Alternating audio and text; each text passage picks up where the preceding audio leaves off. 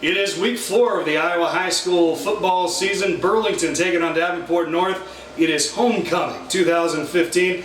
We've been delayed for about 17 hours. We should have played last night, but we didn't. Exciting football to come here on Channel 11 and YouTube. Here they come, here they come!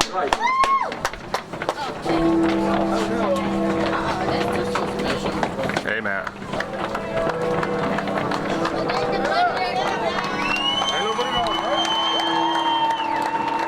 I can get you.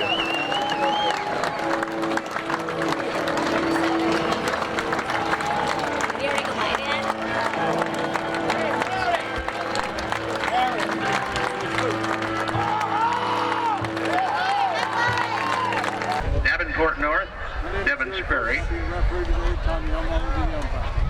DeAndre Lopez, Caleb Schultz, and Brandon Lawler. For the Greyhounds, Austin Timberlake, Tyler Messina, and David Gray. I'm going to flip this from there, kids. There's two. Okay, just a minute. You ready? 21 is your choice. That's a two. Fields is the call. Fields. North is call. Your attention please, spectators should not be at the south end of the field near the waterfall area. Again, no spectators allowed the south end zone in the waterfall area.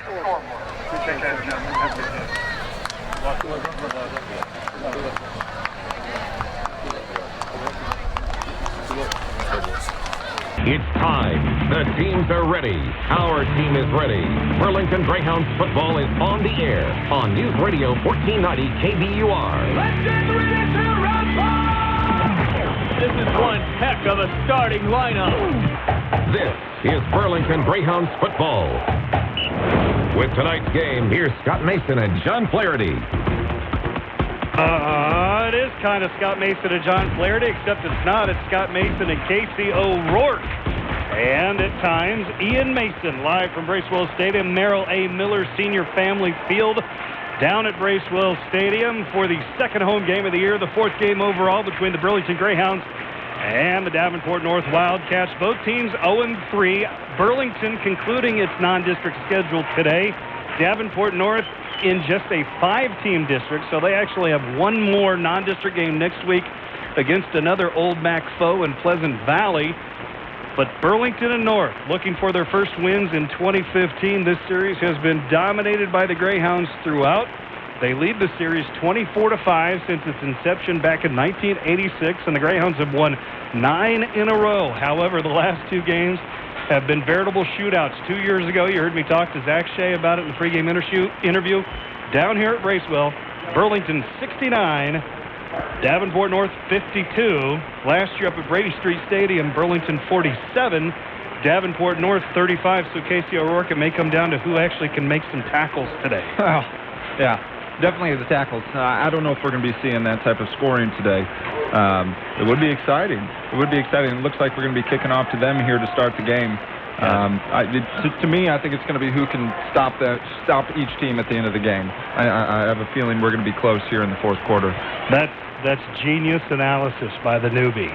Who can stop each other at the end of the game will win. I got to give you credit. You really thought that one. I told you, no fun in this booth. Smile, man. Where else would you rather be? You do evaluate me at the end of the year. Davenport North did win the toss, and rather than defer, as we so typically see, they decided to receive. They will move from left to right on your radio dial. You've got the bunch formation out of the huddle, a fake onside, and now Colin Moser will back off, and we'll have a traditional kickoff, it would appear. Deep men back for Davenport North, now approaching up to their own 15, ready to receive the opening kickoff. Thanks so much for joining us on KBR and KBR.com, and we are underway. It's going to be taken by one of the upbacks at the 24, across the 25, 30, shuffle step outside to the 35, near the 40 is Sean McKittrick, running back defensive lineman, the junior, with a return of about 15 yards. I believe they'll spot it just short of the 40, so call it a 16-yard return. That's where the Wildcats begin their first drive of the game. Short kick, good return. And you got to wonder, with kids not used to playing in such conditions, if sun will become a factor unlike any other game we've seen. Typically Friday night football. This is Saturday afternoon, and the sun right now directly overhead, a little bit to the south. Direct snap now to the tailback and bringing it off the right side for a gain of 5, maybe 6. That's going to be Mannix Miller. Mannix Miller second on the Wildcats in rushing. Actually, third as I look, 127 yards coming in. You're going to hear a lot of Devin Sperry today, but again, that was kind of a formation, no quarterback per se, direct snap to the tailback. Looks a lot like our team, doesn't it? Well, even with the H-back that is just about a yard behind the right guard. So a gain of just over 5. It'll be second down and a long 4. Quarterback Caleb Schultz puts his leg in the air. He'll keep it as he tries to go around the left side. Turns the corner, but he's stood up by a host of Greyhounds. Maybe one to the 47. Third down and 3 upcoming for the Wildcats as they need to get to midfield. Is that David Gray there on the tackle? David Gray, your homecoming king. David Gray, number 50 in name. You will say quite a bit. Both offensively and defensively. A lot of times offensively a lead blocker. Defensively usually has his nose right in the middle of whatever happens. Third down, a long 3 for the Wildcats on the opening drive of the game. Schultz going to give a counter and trying to take it around the left side of Zeke Hazlett, and Hazlett's driven backward. Going to be stopped about the line of scrimmage before play is whistled dead. So actually a loss of 1, as they say. They only got, he took it about 4 yards behind the line of scrimmage, was able to get back to the 46, so a loss of 1, and that was actually DeMonte Harper, not Hazlett. These numbers are a little hard to read. They are. They're blue, but they've got like a Wildcat swipe through the middle of them diagonally in yellow, so the numbers are somewhat cut. Looks like they brought the punting unit out here. Schultz, the quarterback, also the punter, back at his own 33 to kick it away. Spencer Sherwood with his heels on the 15 to receive. Schultz steps into it, almost blocked. Now there's going to be a flag for running into the kicker. So no matter what happens right here, this will be a first down for North as Sherwood takes it up the right side. 45 midfield, flips down. Nice return of about 36 yards for Spencer Sherwood, but then another flag comes out, so this could be done over. It's at least a running into the punter, and we'll see, I would guess, maybe 2 fouls on Burlington. Casey, a block in the back at the 26. Looks like 2. And we have a Davenport, we have a Wildcat down. It looks like Sherwood hurt himself there too. He's coming out of the game. So your officiating crew talking it over. Today's officials, local officiating crew, given the fact it's a postponement. Jerry Courtney, your white hat, he's the referee, just calling a personal foul running into the kicker. So that'll be a 15-yard penalty on the Greyhounds. Mike Cameron is your line judge. Tommy Elmore, your umpire. Jeff Tager, your back judge. And Greg Mansky, your head linesman. So the previous line of scrimmage was the 46 of North, and that'll take it all the way inside the Greyhound 40 to the 39. So this drive continues. Who's that player we have down there for? Can't see a number as of right now. It's unfortunate both those players were hurt there when the play actually meant nothing with the flag down right away. Great return by Spencer Sherwood, though. Looked like 15, but there is no 15, so we'll try and figure it out maybe as the half goes on. First down at 10 from the 39. Schultz barking out signals. He's going to give it on a counter again around the left side. Going to hand it off to Cade Beasley this time, and Beasley with a gain of 3 to the 36. Looks like Sherwood's there on the tackle. And actually, that's not quarterback Caleb Schultz. That's Devin Sperry who's taking the snap. So the tailback serving as the Q-back, I guess, in this offense. 9-10 and counting. First quarter just underway. First drive of the game for the Wildcats. Sperry 6 yards behind the center. Sends a man in motion, and Mannix Miller, and he's going to keep it, is Sperry, right up the gut, no gain. It'll be third and about 7. Yeah, and that was a trap. That was just blown up by our defensive line there. It looked like number 78. Drake Yeager. I knew you were going to try and pronounce it. I I asked Flair a couple weeks ago, where do you get Jaeger out of I-O-E-R-G-E-R? When was the last name you ever saw a name started with 3 vowels? Never. 3rd down and 7 from the 36-yard line of Burlington. 1 wide out to the right, 3 running backs to the right as well, and Mannix is going to be hit. Mannix Miller dropped for a loss back at the 40. That's going to be a loss of 4, and now Davenport North will have to make a choice. Actually, a loss of 5 as they spotted at the 41, so it'll be 4th and 12. Mr. Crabtree came up there and had a great tackle. And Caleb Schultz in to kick it away. So good defense so far for the Greyhounds. Drive only extended by the roughing the kicker penalty 4 plays ago, so we'll see if the Greyhound special teams can prevent themselves from doing that again. Sherwood back at his 10 to receive. Schultz steps into it from the 48, kicks it away. Nice kick. Sherwood's going to let it hit, and it flies into the end zone for the touchback. So the Greyhounds with 7:40 will take over, 1st and 10 from their own 20. So, Casey, we'll set it up a little bit for you. Letterman at Williamsburg, baseball, basketball, football, ended up at Iowa as a pitcher. From what you've said, he should have been in either the NBA, the NFL, or the Major League Baseball. No, I didn't say that. I had some great coaches. I had some great friends who we played with all throughout. A little bit smaller school here than Burlington. But let's not talk about that, Scott. We'll talk about, that's a good point you make. I'll talk about that in a few minutes. Austin Timberlake, 4 yards behind the line of scrimmage, gets the snap in the pistol formation. He'll roll left. Wanted to get it to Sherwood, but has to tuck it across the 20, out to the 24 before he runs out of bounds. A gain of 4. It'll be 2nd and 6. He just felt the pressure from the backside there. Not a bad play to keep it and pick up a couple yards. Sherwood had single coverage on the near side, but it was the short side of the field, and once Spencer realized that Austin was probably going to tuck it and run, he started to block, so Timberlake had no choice. So it's 2nd down and 6. Jackson Gravel wide to the right side. That's the wide side of the field. And Mr. Wegman split to the left side. Adam Wegman now coming in motion near side is Crabtree. He gets the handoff on the counter, and he's going to bowl his way near a 1st down, just moving the pile forward. Good effort by Cameron Crabtree, and they're going to give him the 30. So that's probably going to be a 1st down. And so far, Ian Mason, let's get you in here. What do you think of the Greyhound offense the first 2 plays? Well, I think that when they run the ball, they get down the field like they did last week, but they just couldn't get it that many times down.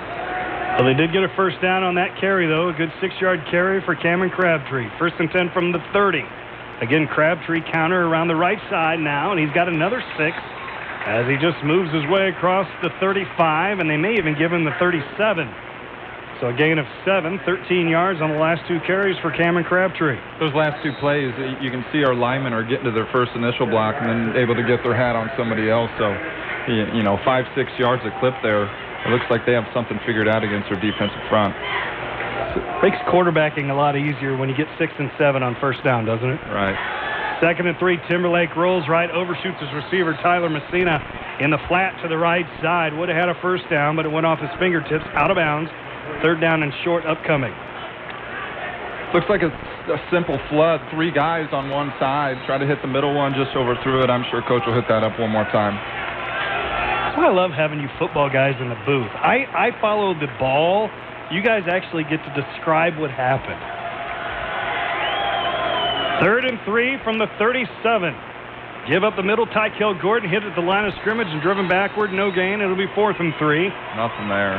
We'll see what Zach Shea wants to do, and that might play into the idea that some people have said that Tykel, as a sophomore, may not understand patience and waiting for something to develop. That Tykel is just kind of a straight-ahead guy. He sees what he sees. He goes for it, and sometimes at the varsity level, and remember, the kid's raw. He's only been playing football since 7th grade. Good athlete. He's going to be a great one, but needs to be maybe a little more patient. Well, each snap you see him getting better and better. That showed last week at the end of the game. Austin Timberlake with a nice angled punt out of bounds. Going to hit and go out of bounds at the 31 of Davenport North. So a kick of 13 plus 19. That's a 32-yard punt for Austin Timberlake. And the Wildcats start drive number 2 from their own 31. The reason I wanted to touch on it, Casey, as we go back to the question I asked you, is that you talked about growing up with a group of kids And that meant a lot once you got to the varsity level. And that's, I think, some of what Burlington's trying to develop. You get a group of kids that just want to change a culture, but it does take those types of relationships to build something. Right, and it takes going out for multiple sports. And we're starting to see that. Ooh, nice tackle. Who is that right there? Here's 22. a shovel pass. Messina with a nice tackle as they gave a shovel pass to DeMonte Harper. Harper tried to sweep it around the left side as he got the little flip from the quarterback Sperry, but was hit behind the line of scrimmage inside the 30 to 29, a loss of 2. To revert back to your question, Scott, everybody went out for every sport. That was the best thing about growing up in a small town. And even if you weren't great, it was just great to be a leader on the team, and even if you were an all-star. So looking back, I think in Williamsburg we were all blessed that we stuck it out in all sports.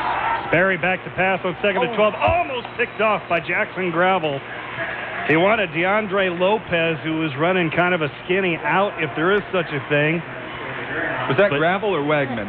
Oh, I'm sorry, that was Adam Wegman. Got my 11s and my 12s mixed up. You're right, Adam Wegman with the almost intercepted pass. Tried to catch it off the blades of the artificial turf here at Bracewell Stadium. Just couldn't keep his fingers on it.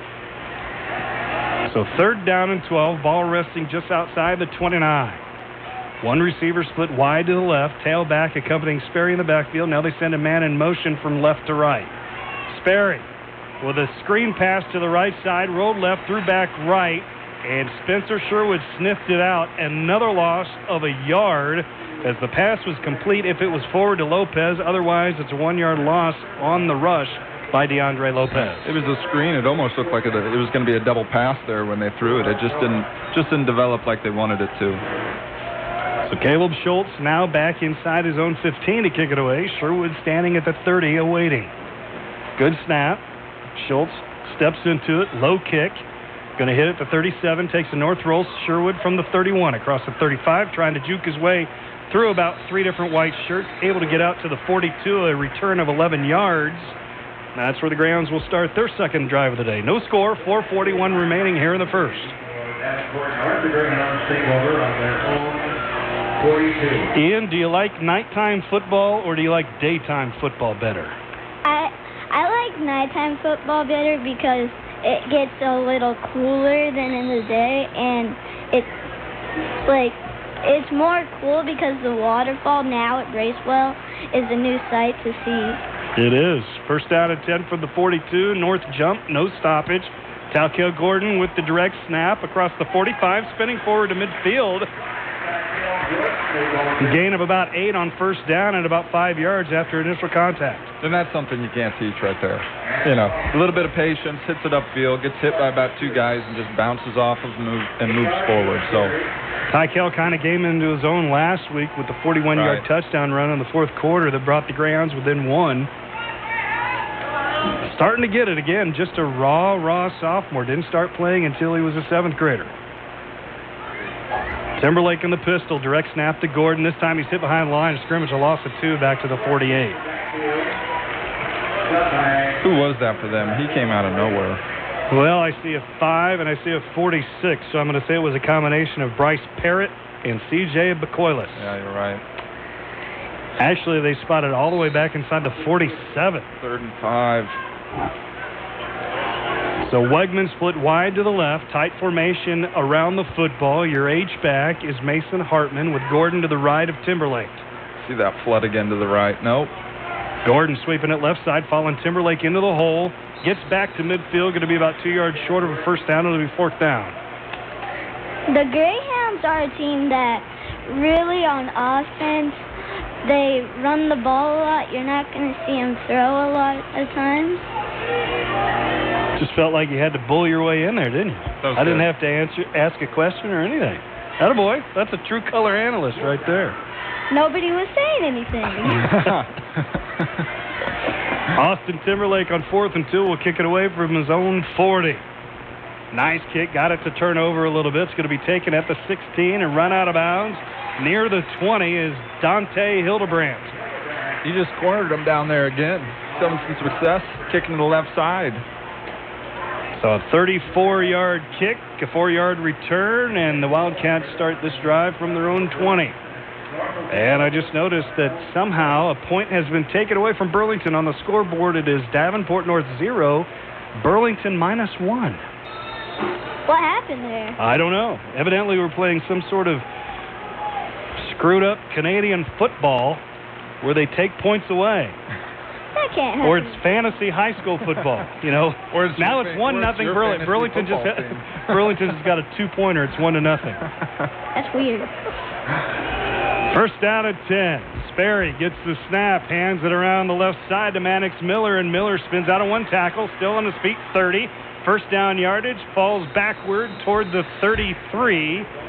And with that play, Burlington lost that point, so we're back to 0-0, but a first down for Davenport North. That was a pretty solid run. He ran through a couple of arm tackles there until finally being brought down by, it looks like, one of our defensive linemen. Gain of just over 13. They spot the football just across the 33 on the far hash mark. First and 10. North sends one wide out to the right side. H-back tight to the line of scrimmage. Wing-back right side as well. Quarterback will keep this one as Devin Sperry just takes it and tries to pick his way off the right side for a gain of 2 to the 35. And Ian, who plays down here tomorrow? Me. Third and fourth football for you people who want to come out and watch some kids play football on this big, huge 100-yard field. It's my first game. Future Greyhound program. The purple team plays at 1. The gray team plays at 2:30 right here at Bracewell Stadium. What position are you playing, Ian? For defense, cornerback. For offense, usually QB and wide receiver. Oh, the ball's on the ground. Bad exchange between Sperry and Miller this time, as Miller was going to try and take it around the left side, and that's not Miller. That's actually DeMonte Harper.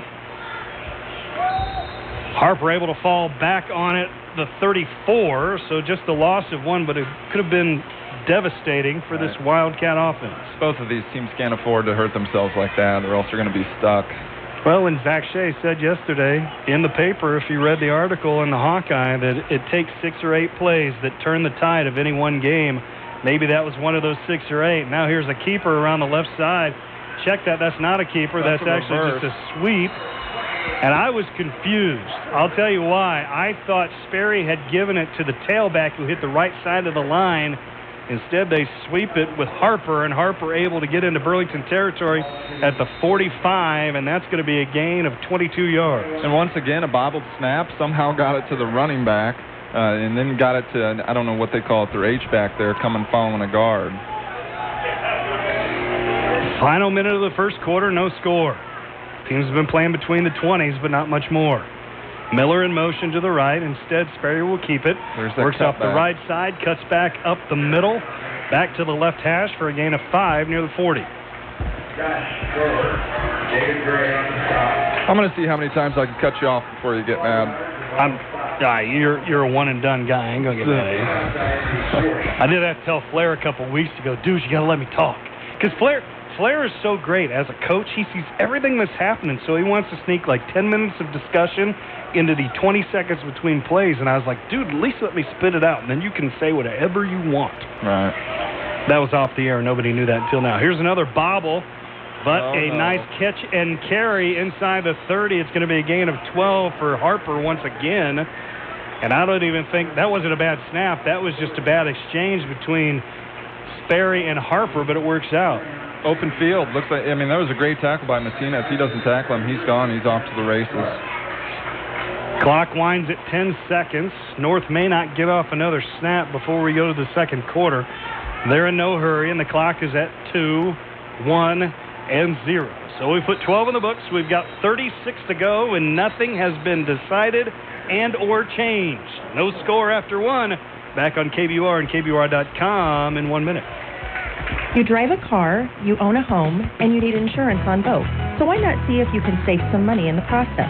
I'm Crystal of Carlos Capdevila Agency. When you insure both your home and your auto with American Family Insurance, you may qualify for a substantial money-saving discount. Interested? Call me at 752-1479. American Family Insurance Mutual and Standard of Ohio and Wisconsin Insurance Company, 6000 American Parkway, Madison, Wisconsin, 53783. Carlos Capdevila Agency supports local athletes. Since 1986, Dr. Kirk Masner has been serving the dental needs of Southeast Iowa, continually implementing the latest dental advances to provide optimum dental care for his patients. with the option of white tooth-colored fillings to the advances of zirconium metal-free crowns and bridges, and the addition of digital radiography, which reduces the amount of x-ray needed to just 1/8 the level of previous methods. Call for an appointment today, 752-5494. Masner Family Dentistry, helping you keep your smile.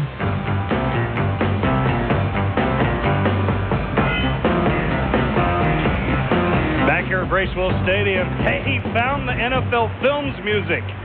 Jerry, you're a stud, man. I knew I gave some NFL Films music to the guys last year, so you finally found it. I will tell you, Lance Summers actually had to follow his daughter somewhere today, so due to family commitments, we don't have stats, but that's okay. Casey O'Rourke's, Ian Mason, Scott Mason here at Bracewell Stadium as we begin quarter number 2. So it'll be first down and 10 as the Wildcats have it at the Greyhound 29 on the move. Sperry, keeper, right up the middle. Nothing fancy, gain of 4. Spencer Sherwood there. They found something up the middle there. If the Greyhounds can be like, if they read plays that Davenport North, they could, like, it might be a real tight game between these two teams. Dude, you got to do some homework. You don't even know who the team is that Burlington's playing. We've got to prepare you better for next week. 2nd and 6 off the right side. That's DeAndre Miller once again. Or DeMonte Harper. One of those two. DeMonte Harper. No gain as he got back to the line of scrimmage. Just not much doing right in the interior. He tried to cut it outside, but just got tripped up. No, he ran into Malik McClellan. Is that correct? That is correct. He ran into him, and he was going nowhere. If I can call Harper Miller, you can mess up Malik McClellan a little bit. I'm okay with him. I don't know how you get Yeager. I-O-E-E-R. Yeah, just give it up. Just go with it. Yeager. Call him Smith. You have to get the names right. I'm trying. 3rd and 6 from the 25. Sweeping it right side, Maddox Miller puts his right foot in the turf and cuts it upfield, but he's hit and dropped at the 22, about 2 yards short of a first down. I believe the man on the tackle was Kamaran Lewis. And Mr. Sherwood. They actually only give him the 23, so it'll be 4th and 4. And we were watching pregame warm-ups off this turf. North has a field goal kicker that is able to make it from this distance, so we'll see. And it looks like they actually want to talk things over. Head coach Guy Dierks wants to discuss this. And we'll keep it right here as the two teams head to their respective sidelines. Yeah, pregame, where do you make it from? When we were, like, when the field goal kicker was, like, 50 yards away, he was pretty good. He made 5 out of 10. Right, he did. I don't know how much the wind. Well, that was with the wind. Well, and there's not much wind going on right now as the flags are fairly limp here at the north goal line. I looked for the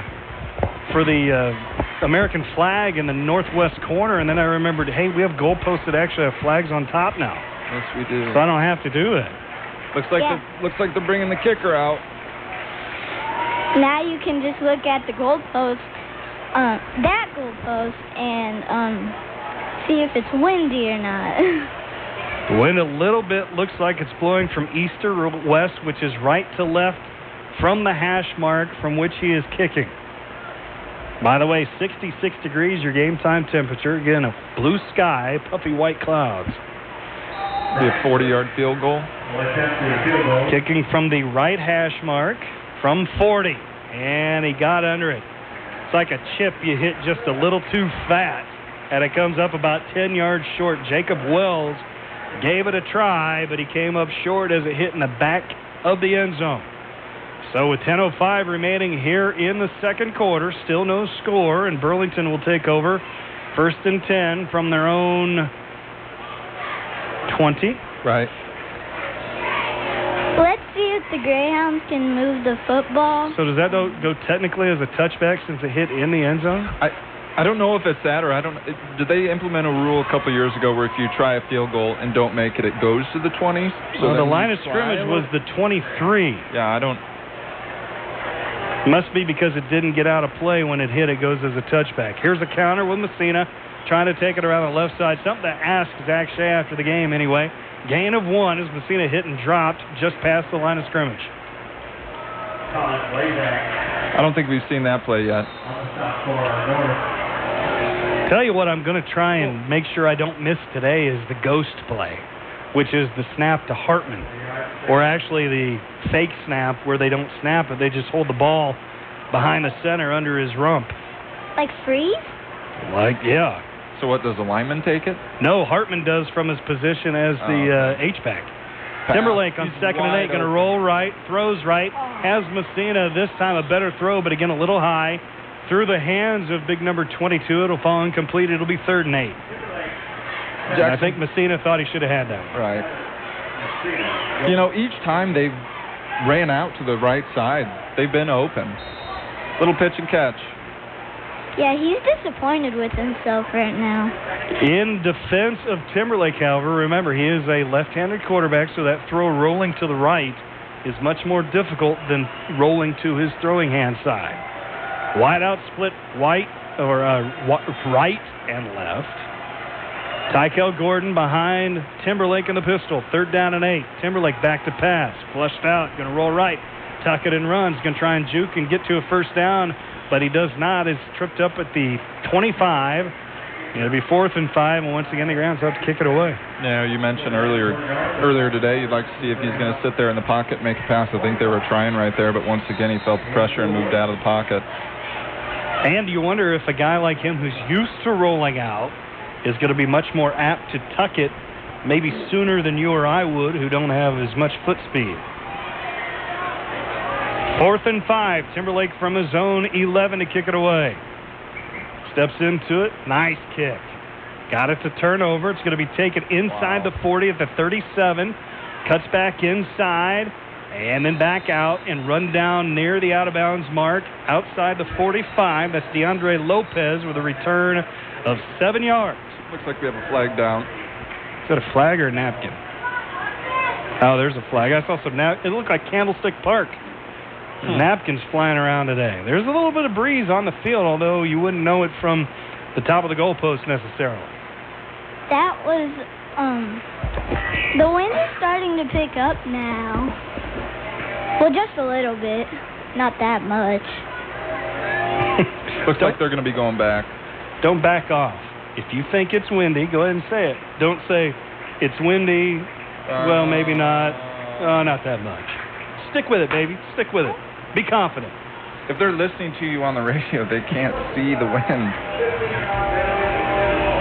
It was some sort of personal foul. 15-yard walk-off back to the 33, and then Jerry Courtney inadvertently pointed in the direction of the Grounds. I thought maybe we had another new rule on our hands, as with the points earlier.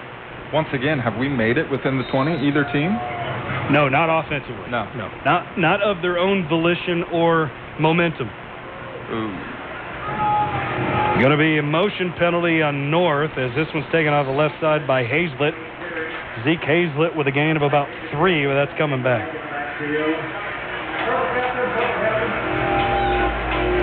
Who's that down for us? Is that Mr. That'd be Gray? David Gray, yep. And you hope, even though you're week 4, it's still perhaps some cramping. It's not writhing per se, but he looks like he's a little uncomfortable at the very least. Oh, he doesn't look happy. They are looking at his right leg, so as he sits on the field momentarily, we'll step away as well. No score. 8:28 remaining, second quarter. Back in 1 minute on KBUR and KBUR.com. Barn Grover Glass does kitchens? Yes, they do. Whether you want to upgrade your countertops or do your entire kitchen, commercial or residential, Barn Grover's cabinet expert is Bonnie Samuels. Just give her a call. She'll sit down with you at your home or business, build a computerized design, give you a free quote, and work with you till the job is done. Remodeling your bathroom? Barn Grover's does that too. Barn Grover Glass serves Burlington, Iowa City, and the surrounding areas. Back to school is here again. Don't let the cost of supplies, new clothes, registration fees, and other miscellaneous items bring stress to this exciting time. This is Josiah Lyman. loan officer with K-Spine Community Credit Union. K-Spine has you covered with our short-term, low-rate, back-to-school loans. Take the stress out of getting your loved ones ready for back to school and avoid the pitfalls of a payday loan. Call or stop in today and talk with one of our loan officers. K-Spine Community Credit Union. Discover the advantage of membership. It's where you belong.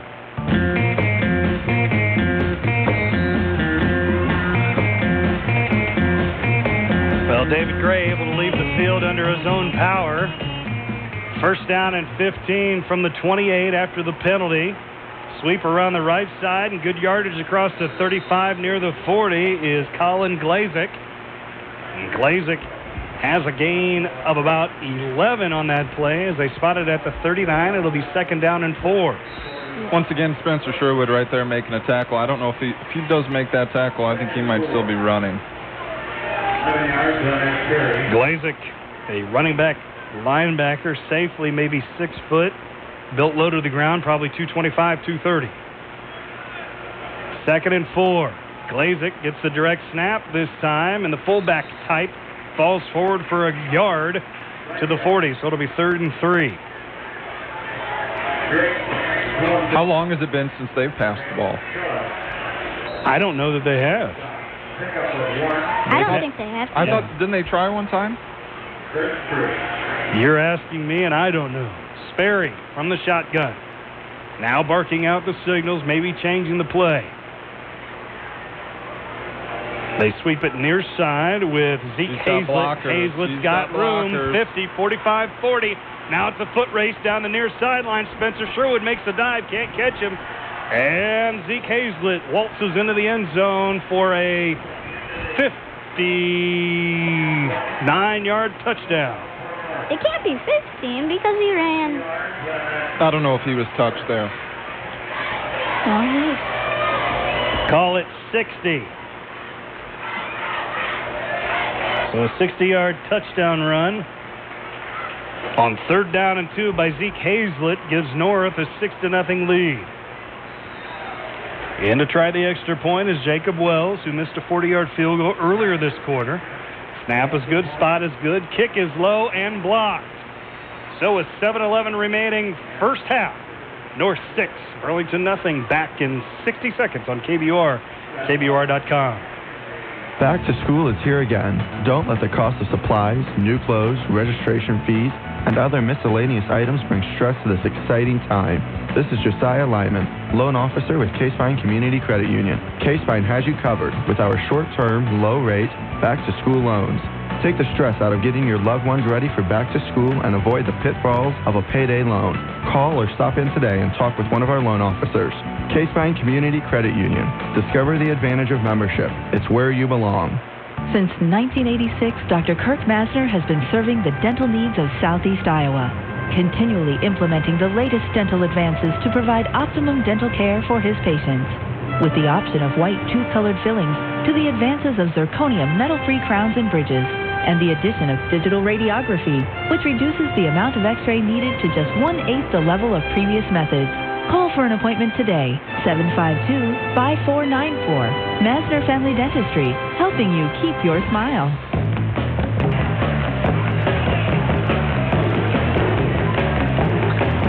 Back here at Bracewell Stadium, where Davenport North has taken a 6-0 lead on the strength of a 60-yard touchdown run by Zeke Hazlett. And almost halfway through the second quarter, Burlington still looking for its first extended offensive drive of the night. Here's Messina from his own 14 across the 15 to the 20, 25, 30. Just kind of buries his way forward once he's hit initially by Dino Bladell. And he's got a return out to almost the 32. So a return of about 18 yards, and the Grounds will start this drive probably with their best field position since their first drive of the night. You know, I don't think we need to feel like our backs are against the wall here, but to me, each pass we've gone out to throw, we've had guys open. Well, this is the first game, really, through the first three. Even against Fort Madison, they were able to move the football a little bit. Burlington has not been able to get on track at all offensively so far. Direct snap, Tykel Gordon feels his way up the middle between center and left guard and maybe back to the line of scrimmage. And you wonder, Casey O'Rourke, with the turnover, the change at the head of the offense, maybe throwing in some things from the past and breaking whatever routine they've gotten through the first 3 weeks, maybe that's playing a role today. Still feeling their way a bit. Yeah, I mean, it's like that play right there. I don't know if that was supposed to be a direct snap. I think that was supposed to go to the quarterback. Just kind of reading what was going on there. I'm pretty sure that ball was supposed to go to number 5 for us, who's Austin Timberlake, but it never got there. Timberlake and Crabtree behind the center on 2nd and 10. Timberlake back to pass, thrown deep down the seam. Wanted Christian Cordero up the left hash. Nothing doing. Overshot him by about 5 yards. It'll be 3rd and 10. Well, and I think it's a good thing we overshot him there because I think Mr. Cordero had about 2 Wildcats draped all over him. Just not a lot of, what's the word I'm looking for? Cohesiveness, being in sync, whatever you want to use to describe this offense so far through the first 18 minutes. Right, and I think that was supposed to be a tight end pop pass, and he had the time. You know, you can be patient there. Snap to Timberlake, rolls right, wants Messina down the right side. Had Tyler Messina, but it's picked off because it's tipped and then picked off by Colin Glazick. I didn't see who got the tip. That's number 40 for them. Anthony DeSalvo. Tipped it straight up in the air into the hands of his teammate. It looks like we have a flag down here. I don't know if it's going to be a late hit, personal foul. And Messina had a couple of steps behind both the defenders. If Timberlake puts a little more air under that football, you might have a 6-point play right there, as Messina, with his speed, might have outrun everybody to the end zone. But as it is, DeSalvo makes the tip. Glazick intercepts it, takes it to the 29, and now the flag's going to be a walk-off against Davenport North. Illegal block in the back on the Wildcats. That's a 10-yard mark-off from the point of the foul, which was about the 35. So they will spot the football outside the 45. So that's a loss of about 16 yards when it's all said and done. That's a great play by DeSalvo. You know, you're taught in football, if you can't intercept the ball, knock it in the air, let somebody else get it, and that's exactly what he did. Down and 10 from just outside the Burlington 45. Now they change formations. Handoff, trying to bring it off the right side as Mannix Miller, nothing doing as he's hit by Sherwood and Mason Hartman and Drake Hohenthaler, among others. That's a loss of 4, loss of 5. Good read by the Greyhounds. Was a good read. Loss of 5 all the way back to the 50-yard line. So you're going to make some hits like that tomorrow from your left cornerback position? In practice, I've only made 1 tackle. I don't think so. There are aggressive tendencies we need to have you pick up. But I think I might intercept one. Well, good there luck. You go. 2nd and 15. Sperry rolls right, has a man off the right side as it was kind of an out pattern at about the 40-yard line. Nice route run by DeMonte Harper. Nice pitch and catch for a gain of 9 up to the 41. It'll be 3rd and 6. Boy, these teams are a spitting image of each other, aren't they? I mean, it's just the same exact plays.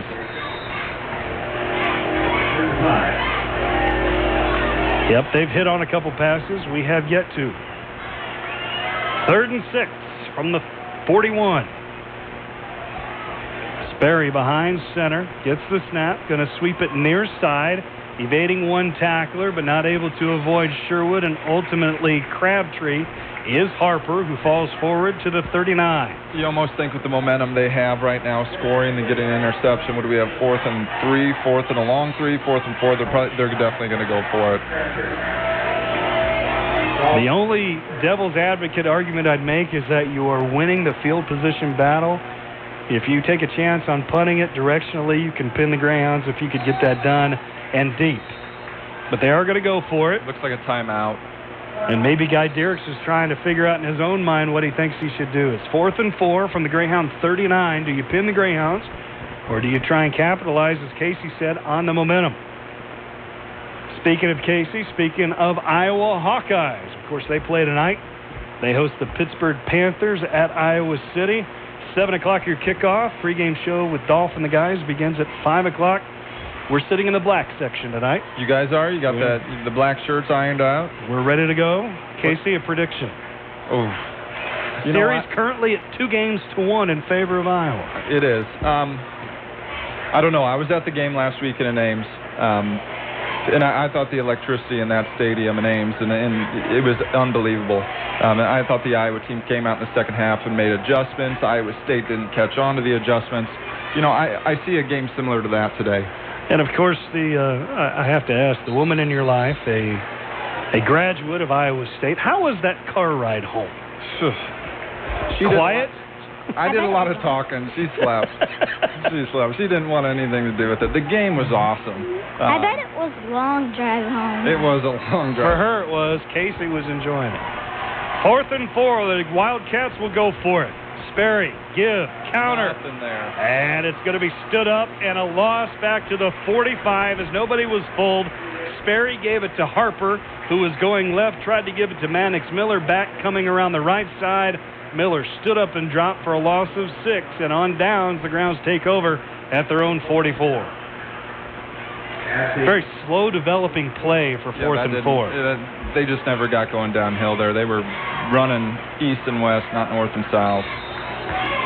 So the Greyhounds 61 yards away from pay dirt. 4:42 remaining in the first half, trailing 6-0. Crabtree with the snap, sweeping it right side. He's got some running room, sheds a couple of tacklers, follows his blockers into North Territory to the 48, a gain of 7. Boy, he's not easy to take down, is he? He had a lot. He had over about 50 yards last week. 102. Oh. Well, So over about 100. 50. About 50. 102. Not even close. It's just weird for me because I've known Cameron since he was Ian's age. So seeing these kids develop into young men and varsity athletes, somewhat surreal. Well, North jumped right there like we had last week. As if you were listening to the game or have seen it on YouTube, which, by the way, is completely awesome. Hearing my voice on YouTube with the video to accompany it, I don't have an ego or anything. But anyway, the Greyhounds implement the play where they start with a balanced line and then essentially one half of the line, this time on the left side, picks up and moves its way over to the right side. They got Davenport West to jump safely 4 times last week.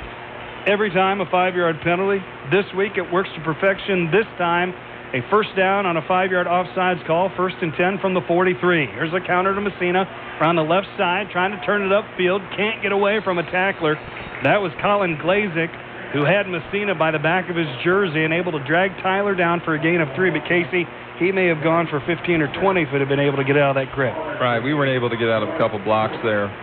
Never got to the second tier. The backers were free. He got through the linemen, but then they were there waiting for him. So 2nd and 7 from the North 40.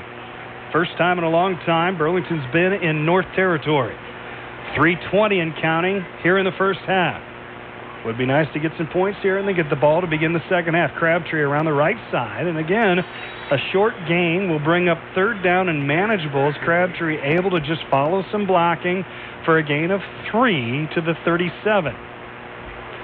This is a big play call right here. You're moving the ball. You're moving the ball slowly. Another play like that, we have a first down and we're kicking here.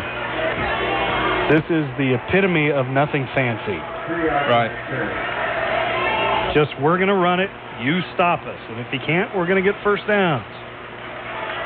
Crabtree once again follows Timberlake into the hole, a little off tackle. And he's got maybe to inside the 35, but not much more. It's going to be 4th down and 2, and with 2.5 minutes remaining, gotta believe Zach Shea is going to go for it as the North Wildcat is on the ground. Looks like 75. Alex Housel? Well, I'm going to say Dino Bladell, but we'll find out in a second. Oh, that's our team. Sorry. I understand. Is that 75? 75 or 76, so it's either Dino Bladell or Nate Lee. You have a prediction for tonight, Ian? Iowa-Pittsburgh. Besides the fact you're going to have a great time. That's the big prediction. I think Iowa will beat Pittsburgh I think it will be a close game, 37-30. Well, Now, are you guys staying up there tonight? we are not. Driving back? Coming home. Yes. I got to be home in time to watch the Bears Bears tomorrow. All right. Yeah, they said the Bears will win by 1.5 points. Who said that? How is that possible? ESPN. And ESPN said that? And how do you win by a 1.5? Like, if you're trailing 16... Just say it's not possible. It is possible. It is not possible. It is. Dino Bladell holding his right arm as he walks off the field to the far sideline. I think they meant 1 point. I'll tell you why they make it a 1.5 in just a second, okay? Okay. It's for gambling purposes only, and I do not condone gambling. Do you understand me? Do not gamble your hard-earned money. I don't know what they said. All right, I'll explain it in a second. 4th and 2 from the 35. Crabtree in motion right to left. We jumped. Timberlake rolls, has a completed pass in the flat to Crabtree inside the 30 to the 27, but it's coming back on a double motion penalty. 2 men in motion at the same time. Well, who was that? For our running, is that Tykel in there? Yeah, 25 is Tykel Gordon, yes. Right, and there's just, there's no reason for him to jump. He's behind the quarterback, gets to see the ball getting snapped. There's no reason for him to move early. I think he was just in a hurry to get out on his route to the flat side. Well, that's going to cost the grounds a first down. Go ahead. Right when we complete a pass, shoot ourselves in the foot there, and here we come marching back. Probably going to have to punt the ball. 4th down and 7 now as the Grounds have to get it inside the 33. 2 men in motion is the call. And it looks like Zach Shea's going to go for it. Todd Wegman sends his son Adam in with the play. Spencer Sherwood checking out. I wouldn't want to go for it. Well, you have the time helping you here. And he finally has some offensive momentum, too. Wegman left, Gravel right. Gordon behind Timberlake, Crabtree in motion right to left. Timberlake going to roll left. Same pattern, but goes deeper to Messina. Tyler Messina with the catch and falls forward to the 29. We'll do it again. Greyhound first down. I was wrong. So the Grounds will move the chains with 1:53 remaining in the first half, trailing 6-0. And an opportunity to get some points on the board, and then they get the ball to start the second half. What do we have time left? I can't see it. 1 minute, 48 seconds. Sherwood to the right. Gravel to the left. Timberlake rolling right. Keep it. Tucks it, runs, cuts back. 25, falls forward to the 21-yard line as he's fallen on top of by Colin Glazik. About 1.5 yards short of a first down as the clock continues to tick, tick, tick at 1:28. That was a great decision there. He had 2 guys out there, both were covered up. Tuck the ball, run, pick up 8 yards. Where are they at? 21-yard line here, Ian? 2nd and 2 from the 21. Grounds with a full complement of 3 timeouts. Timberlake throws left on a quick slant, overshot Wegman, picked off. Went off of Wegman's hands and is picked off by Bryce Parrott inside the 10, back at the 8. Once again, ball up in the air. Tipped. Somebody's always there on defense to catch it. We're lucky he was falling down, too. Yeah, and a lot of green space down the far side of the field. So with 1:04 remaining in the first half, the Greyhounds turn it over to the Wildcats. At the Wildcats 7, Greyhounds still have all 3 timeouts, so if North tries to run out the clock, you may see Burlington take their timeouts and force North to kick it away.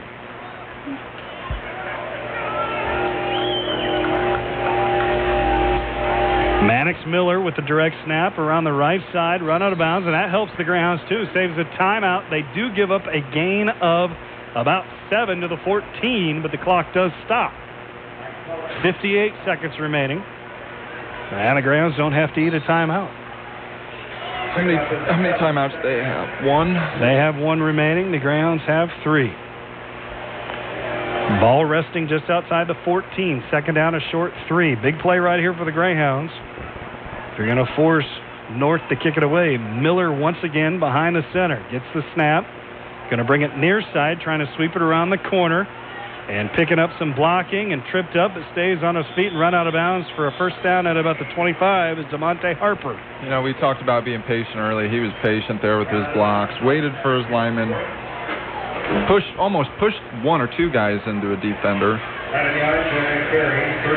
bet he would have been tackled if they hadn't blocked for him. And he wouldn't get the first down. But he does, unfortunately, if you're a Greyhound fan, gain of 11 to the 25. 48 seconds remaining, and maybe North has some designs on trying to push this tempo a little bit, get it downfield, even though on the ground. They've moved it 18 yards in 2 plays. Give to Miller once again, this time going to the right side. He's hit the wide side of the field the first 3 plays, and he runs out of bounds. Up near the 30, it's going to be a gain of 5, and once again the clock stops without North having to take its final timeout. It'll be 2nd down and 5. Right now they're just beating us to the edges. I mean, they're waiting for their blocks. Anybody who's running the ball is being patient. Once they see the edge, they're turning it upfield. Wide side of the field is the left side. 2 wideouts that way, 1 to the right. Miller flanking Sperry to his left. High snap over Sperry's head. Still on the ground, back at the 10. Sperry able to fall on top of it. It's going to be a loss of 15, actually 20 now that I look at it. And now Burlington's going to take its first time out. That was a bad snap. That was a terrible snap. That was a bad snap. That was a great job jumping on the snap. I just hope he's okay. Yeah, I was going to say, Sperry got fallen on by Tyler Messina, I believe it was, in one of those unenviable and awkward positions where you're sitting on the ground and they fall on your back and force you forward. Think of any hamstring stretch you've ever done, except with 175 pounds coming at full speed on top of it. Your hamstring stretch anymore? No. No, I said remember hamstring stretches. Right, remember. I mean, when 20 years ago I could. Shut up. Hey, are you going to let Casey talk to your old man like that? He is busting my chops. No. Yeah, you tell him right now. Say, leave my dad alone. You tell him. Leave my dad. What is it about the Masons? You have all of us intimidated. You said dad. You're my dad. I know. So when we come out of this timeout, it'll be 3rd down and 25 to go. The ball will rest on the 10. The Greyhounds take their first time out with 35 seconds remaining. They have 2 remaining. And North, in order to maintain this drive, has to get it outside the 35. Most likely we're not going to see a pass here. I don't think so. Sperry behind center once again. This time a good snap. They're going to bring it around the left side. DeMonte Harper has some room, but stays in bounds. Actually, a good decision right there from DeMonte Harper, as he thought about running it outside and out of bounds once again. Got yardage up to the 23, a gain of 13, but he forces Burlington to take its 2nd timeout. 23 seconds on the clock. You know, it looked like Malik McClellan was coming up to make the tackle there right at the edge, and he was trying to pull their guy out of bounds, save that timeout. It just didn't work. And I assume he knew about that. You'd think so. My guess is DeMonte Miller had an idea that that's what he was supposed to do. Right, stand. But, you know, as a defender, you know, you have a couple timeouts, you're working against the clock, pull them out of bounds and hope that the referees stop the clock. So the Greyhounds take their 2nd timeout. It'll be 4th down and 12 to go. So even after a nice pickup of 13 yards, still a lot of yardage to go. They have put 3 seconds back on the clock. We're now at 26 seconds remaining before halftime. So you force North to punt. You figure you'll get the ball up near midfield. Best case scenario? Definitely best case scenario. Figure Caleb Schultz will be booting it away from just inside his own 15. Hey, off the top of your head, how many of our guys play both ways? I'm saying at least a half dozen. Okay. At least a half dozen. All right. And that's what I've said. I don't know for sure, but you sure see a lot of common numbers on both sides of the football. You do. You know, it's not hot today. It's cool out. The humidity's gone, but still playing in the sun's got to feel different. Schultz almost has a block from his own 14. Good kick. Better kick than what I thought. Hits about the 34-yard line. Out of bounds on the near sideline, as the officials always do. They run past it and then walk forward. And he's actually going to spot it. It hit at the 34. And the near side official, the line judge, is going to say it went out of bounds at the 36.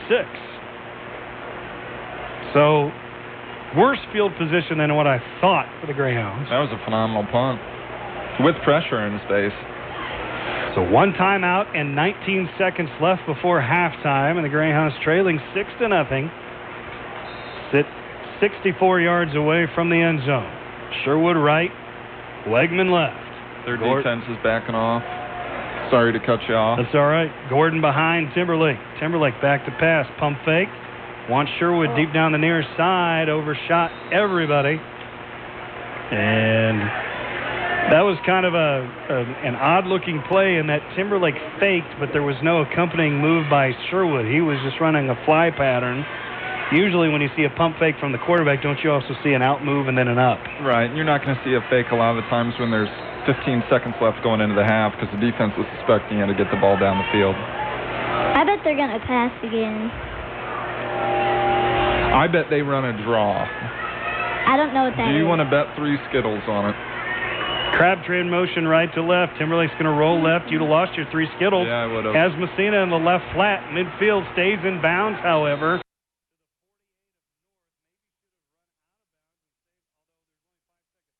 To be able to use that timeout. So go ahead and get whatever yardage you can. The Grounds take their final timeout. It'll be first down, but the clock right now, the enemy with just 5 ticks remaining. What do you draw up here? A hook and ladder, something like that. A Cal Stanford type of play where unless you're just content with running it into the line, going into the locker room trailing by 6, and you're going to actually try and get some sort of exotic, if you will, to get some points on the board, it's got to be something like that. Austin Timberlake doesn't have the arm to get it 50 yards in the air, nor do you have, I think, enough receivers in any formation to send down there. We'll see. Even though the clock is at 5 seconds, you go into the locker room and talk, and then you get the ball back in the second half. Whatever's going to be run, Zach Shea had somebody's ear and was chewing it off. Not happy with somebody. I think it was one of his big uglies up front. You'd be nice to those guys up front. Well, yeah, as a quarterback you do, but not as a head coach. You got to chew, man. Doesn't matter who. It's a rhyme. Poet didn't even know it. Again. What's that? You didn't even know it. I didn't.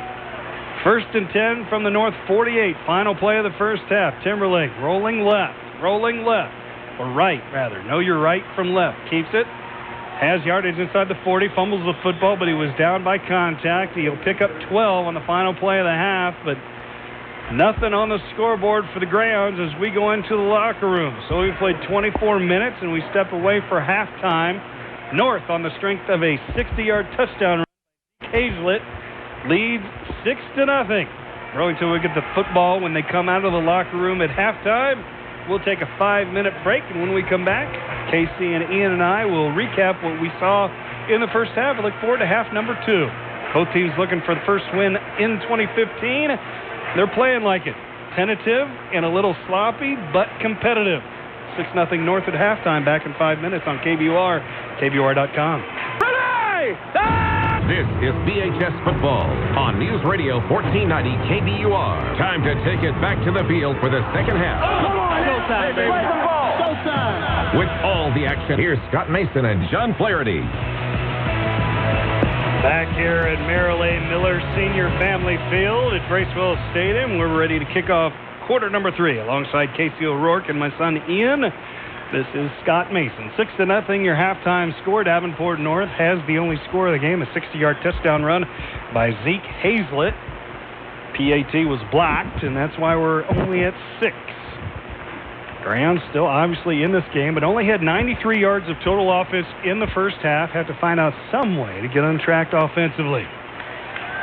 Cameron Crabtree and Tyler Messina back inside the 10 to receive this kickoff from Jacob Wells. Wells has it teed up. He will approach from 4 yards. Kicks it deep down the far side. It's going to hit and roll out of bounds. So that's a break for the Greyhounds. They'll have great field position at the 40. So they'll start this drive 60 yards away from the goal line. And I guess if you're looking for breaks, that's a nice one to have early on. Yeah, it is. Not bad. Be placed there at the 35. I'll be anxious to see what we do here, Scott. I'm not going to lie. I guess it is the 35. I always thought it was the 40 to the 40, but it's 25 yards from the kickoff spot. So he'll be spotted first and 10 at the 35. Jackson Gravel split wide to the left side on the first play from scrimmage. Spencer Sherwood to the right. Tykel Gordon behind Timberlake. Your wingbacks are Crabtree and Messina. Crabtree in motion left to right. They'll give it to Cameron, trying to turn the corner. Right side does. Cuts back up the middle. Fumble football. Falls forward. Going to be recovered by North in their own territory at about the 45. It looks like when he was being tackled there, one guy just got in and ripped the ball out.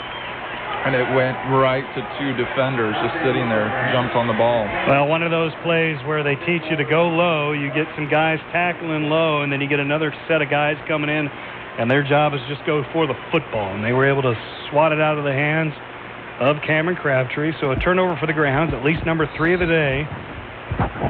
2 interceptions, now a fumble as North takes over first and 10 from their own 46. Devin Sperry still in at quarterback.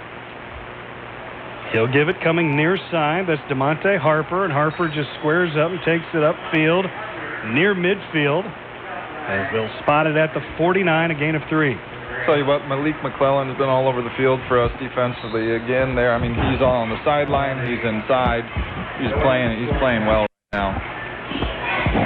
He's a name we've mentioned a lot through the first 3.5 weeks, along with Tremel Tellis, David Gray, Mason Hartman. Name we haven't heard much is Josh Vorwerk today, only because not a lot of balls in the air. Here's a sweep right side. Mannix Miller trying to get the corner. He does, and now there's going to be a flag on the play as Miller actually a nice takedown on the far side by Drake Hohenthaler, helped out by Adam Wegman, but we'll see what the penalty is. It's going to be a holding on them. It looks like, they've been trying to bounce outside, and they've had success. And once again, our corner was there trying to push him inside, and he was being held, and they threw the flag. So they'll walk it off from the point of the foul, which was the 48-yard line. Holding on Davenport North, 10-yard penalty. We'll do second down over again. But now it's going to be second down and 18 to go. Do they pass the ball again? Do they pass the ball? It'll be their second attempt if they do, right? I'd say no. I don't know. I wish we had stats. I really wish, but Lance Summers busy today. Last time they passed the ball, they were in this situation, a second and long. And completed it. Right. Second and 18 from the 38. Handoff to Miller, who then tries to bring it near side on a counter play. Another handoff to DeMonte Harper. This time the Burlington defense sniffed it out, no gain. It'll be third and 18. Looks like to be, was it that Christian Cordero, number 80 right there? It is. Defensive end position, staying at home. It's a nice play by him. Actually a loss of 1, so it'll be third and 19. For the Wildcats, it's been a good defensive series so far for the Grounds, helped out by the penalty, but after that Crabtree fumble, you want to get the ball back as quickly as possible. Third and 19. Sperry from the shotgun sends a man in motion near side. Delayed handoff, draw play up the middle to Mannix Miller. Miller's got good yardage, but he's going to be well short of the first down. He got to the 48 for a gain of 11, but still 8 short. It'll be 4th and 8, and North will kick it away. That was a nice play call, little draw, sprint out draw. He was running hard, and then all of a sudden at the 50-yard line, he ran into David Gray, and that was it. That would have been a first down if that penalty would not have happened. It would have been 4th and 8. Caleb Schultz kicks it away from his own 36. Nice knuckleball taken by Sherwood at the 15. Gets a block, trying to bring it near side 20. Cuts it back the other way. 25, tripped up Ball is out, but I think they're going to say the ground caused the fumble. Thank goodness, because that would have given the football to North on the Greyhound 25 as Brandon Lawler was there to pounce on it. I think he was acting to put the football down. Well, his elbow hit the ground and then the ball popped out. It looks like we have a Wildcat down, number 82, I believe. Josh Reed. Josh Reed, yeah. And then he was the first one down there. I didn't see what happened, though. Well, he is prone on his left side. So while he's being attended to, we'll step away. 9:28 remaining, third quarter. Davenport North 6, Burlington nothing. Back in 1 minute on KBUR and KBUR.com. You drive a car, you own a home, and you need insurance on both. So why not see if you can save some money in the process? I'm Crystal of Carlos Capdevila Agency. When you insure both your home and your auto with American Family Insurance, you may qualify for a substantial money-saving discount. Interested? Call me at 752-1479. American Family Insurance Mutual and Standard of Ohio and Wisconsin Insurance Company, 6000 American Parkway, Madison, Wisconsin, 53783. Carlos Capdevila Agency supports local athletes. Barnes River Glass does kitchens? Yes, they do. Whether you want to upgrade your countertops or do your entire kitchen, commercial or residential, Barn Grover's cabinet expert is Bonnie Samuels. Just give her a call. She'll sit down with you at your home or business, build a computerized design, give you a free quote, and work with you till the job is done. Remodeling your bathroom? Barn Grover's does that too. Barn Grover Glass serves Burlington, Iowa City, and the surrounding areas.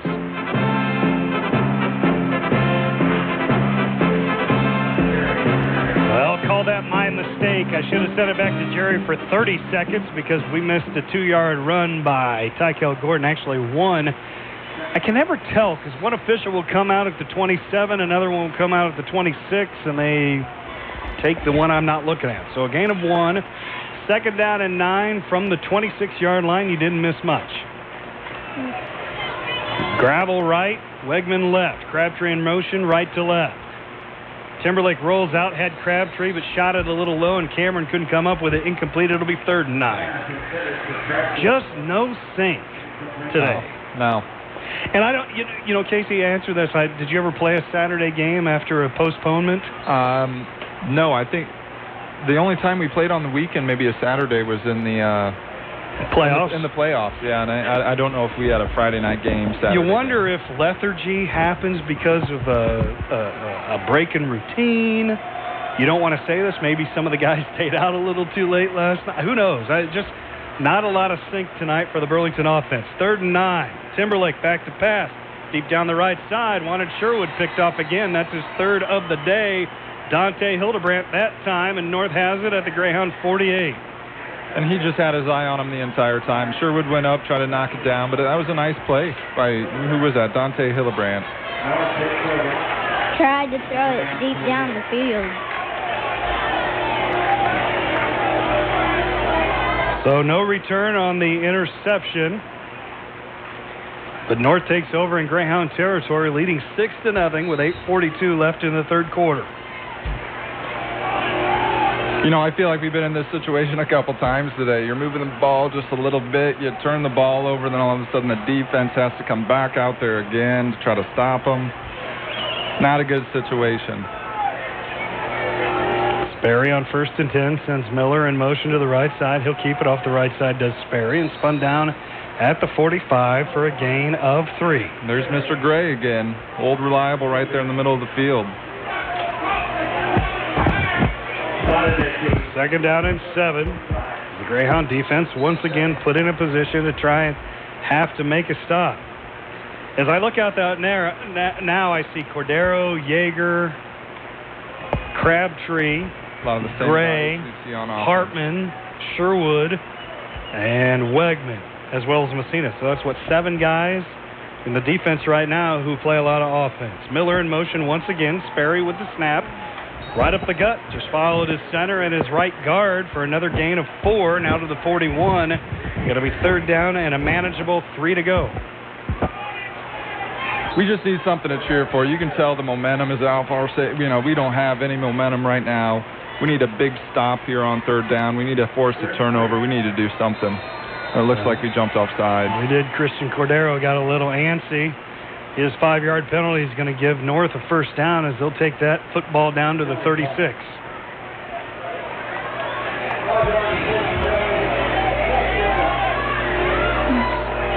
Well, you're right. This crowd, which has filed in fairly nicely for a game that's had to have been rescheduled, that was a lot of concern, and I know amongst us yesterday was, what kind of crowd are you going to get on a Saturday early afternoon instead of a Friday night? But it's been a very nice crowd. It has been.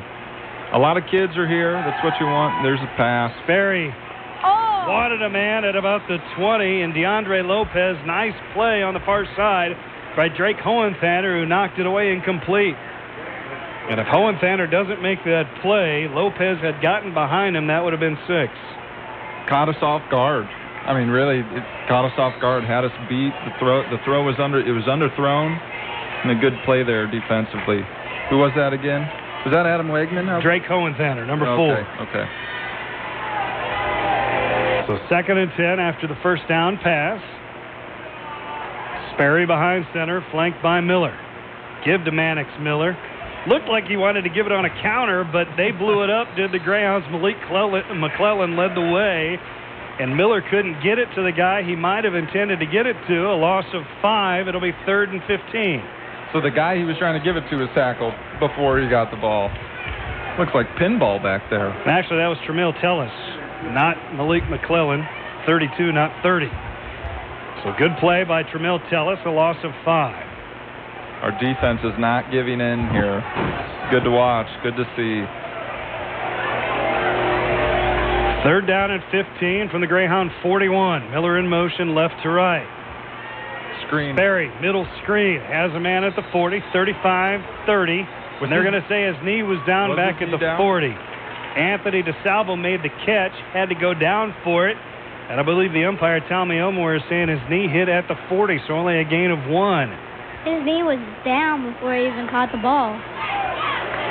That's a good catch, and I did not see that. So it's 4th and 14, and North will have to kick it away with 6.5 minutes remaining here in the 3rd. I wouldn't be surprised if we send some pressure here. Hopefully we can keep our hands off the kicker. I know that hurt us there in the first quarter right away. But it looks like we're going to be bringing some type of pressure here. Spencer Sherwood back deep at his own 10 to receive the punt from Schultz. Gets it away from midfield, end-over-end kick. Sherwood waved for a fair catch, lets it hit, and it rolls toward the goal line, finally into the end zone for the touchback. And that worked out almost not very well for big number 1, because that almost stopped just short of the goal line. Well, the best thing he did is when he didn't catch it. I mean, he should have caught it there, but when he didn't catch it and the ball was rolling towards the end zone, he put his, he blocked the guys who were going to go stop it at the goal line. That was huge for the Greyhounds if that hadn't gone in the end zone. Maybe we needed to be back up to the 99-yard line in order to figure out how to move the ball down the field. So Austin Timberlake trying to recover from his latest setback, which was an interception on the last drive, flanked by Cameron Crabtree. Snap to Crabtree. Takes it right up the middle, follows Timberlake for a gain of 2 up to the 22. Under 6 minutes remaining, 3rd quarter, 6-0 Davenport North.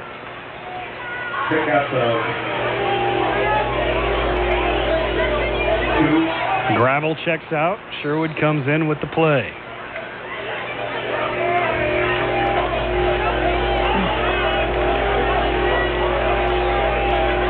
Once again, Crabtree in the backfield with Timberlake.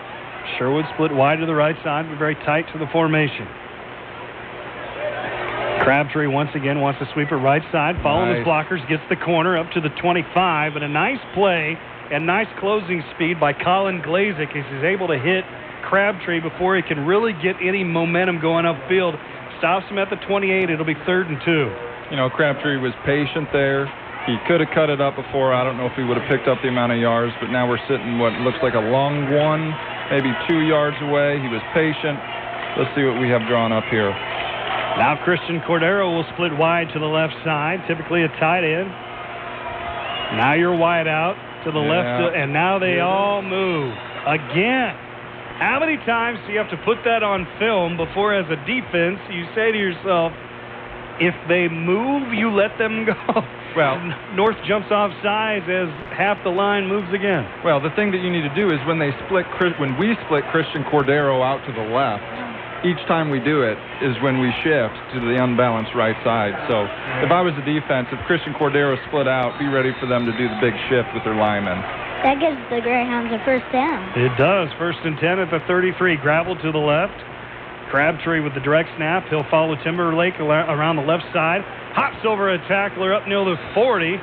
Looks like they'll give him the 40, a gain of 7. Has Crabtree ever tried to throw the ball? No, not this year. No? Is he a lefty or righty? He's a righty. He's a righty. God, he reminds me of that Tim Tebow type of jump pass type of guy, you know? If we're going to attack the line of scrimmage like that, why not jump up and throw it to the tight end? Is he a quarterback? No. He's a tailback, technically.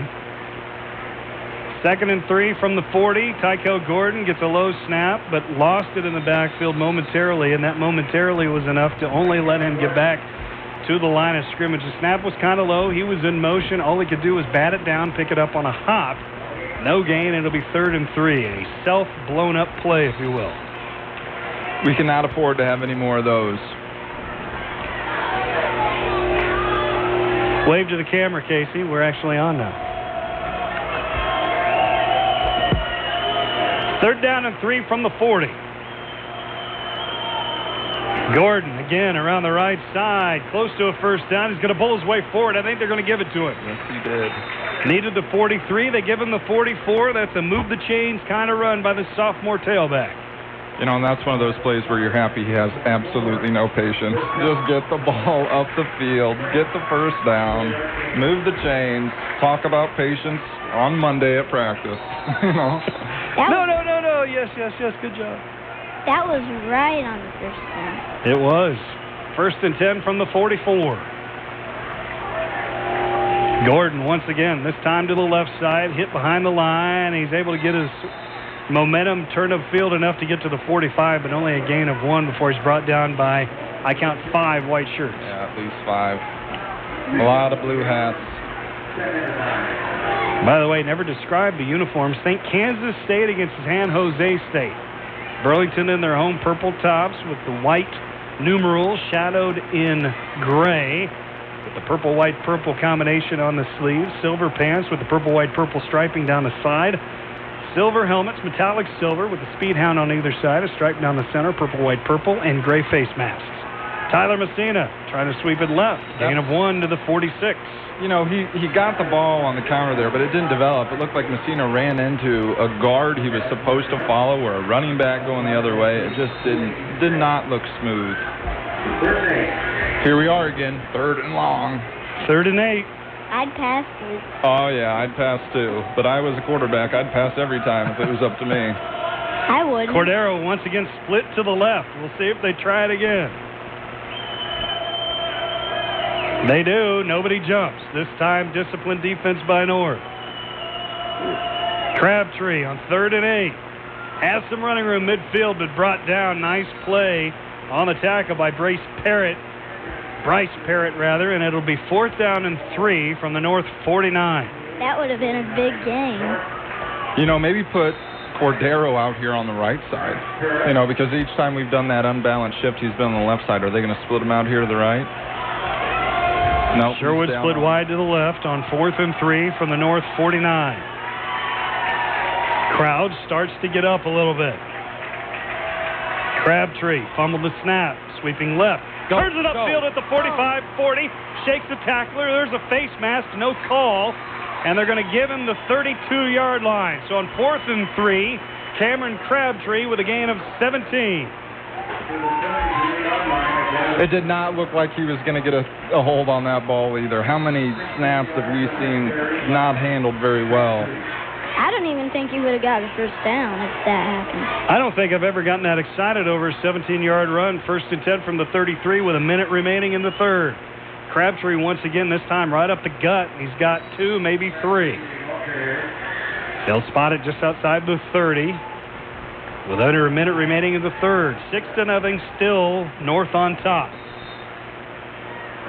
Our linemen are starting to push a little bit more. You see them getting off the first block, moving to the second tier, move the ball downhill.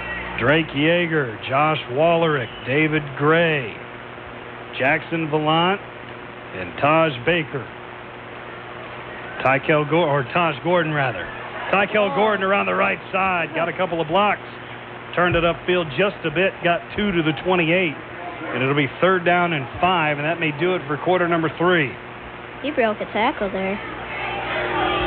Taj Baker was a former Greyhound. Taj Gordon is a current Greyhound and the brother of Tykel. Gotcha. You got it wrong. I did. Hey, you're not supposed to bring that up.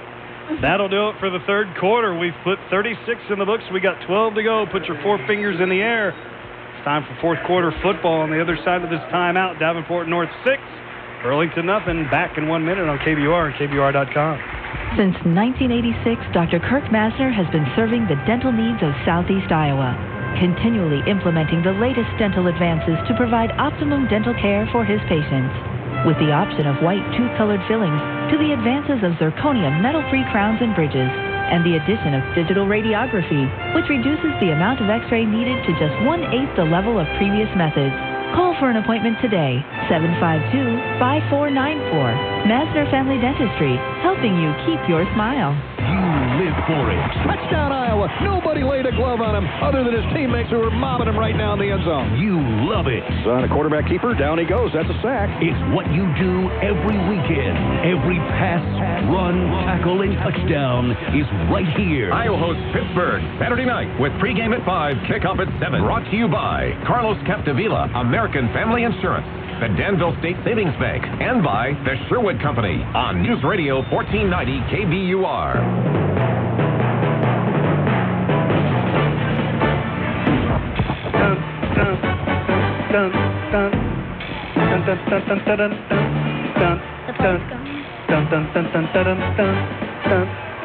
NFL Films music is the best music ever.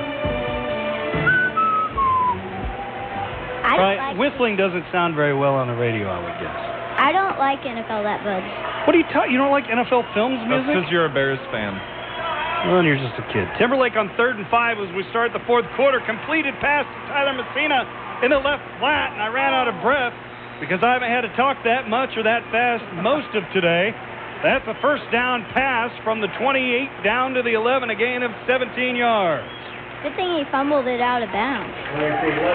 God, if we had a little bit more time there, that backside post is just wide open. Just stop, wait, see it through. Oh, and it was. It's just wide open. Looking at the replay on the big board, was it Jackson Gravel who came open right about the 10-yard line? I don't know how you can't see him. He knows he's open. He's running with his hands up in the air like a wild man. 1st and 10 from the 11. Crabtree sweeping right side. He's got room around the edge if he can get there, but he can't. He's going to be run down from behind. A gain of 1 as he's brought down from the backside by Nate Luth. You know, and that was the play where it looked like he had some room to the outside. Oh, absolutely. But, you know, he was being ultra patient. Right. We've had no success running to the outside today. You know, a lot of credit goes to their 2 cornerbacks, though, too. So a gain of 1. It'll be 2nd down and 9. Greyhounds can get a 1st down if they move the ball inside the 1. Sherwood to the left. Gravel to the right. Short side of the field is the right side. Double wing formation with Gordon in the backfield behind Timberlake. Austin will roll left. Tuck it. Turn it upfield. Into the end zone.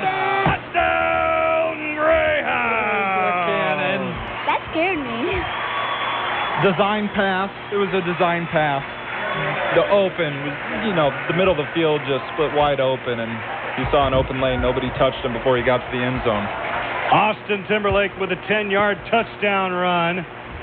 Just let his legs do the talking that time as he saw a split in the defense and ran right up it. 11:03 remaining in the 4th, and it's 6-6. And the all-important extra point by Colin Mosier. Big kick here. Crabtree with the snap. It's big. Gravel with the spot, and Mosier with the kick.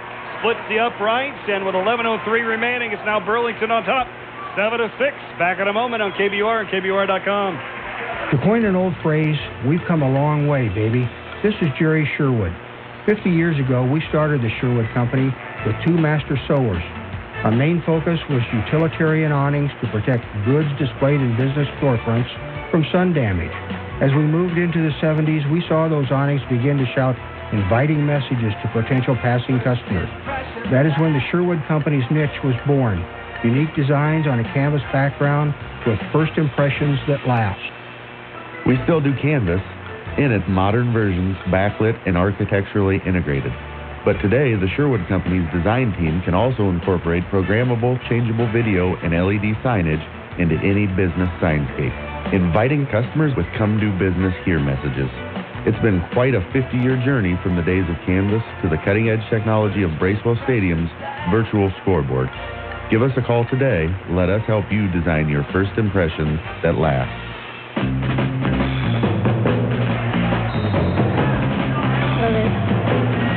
Moser has it on the tee, and they do a little jailbreak fake onside kick. Now they drop back as Moser will go back to the 33 for his approach. 7-6, Burlington on top. First lead of the day for the Greyhounds.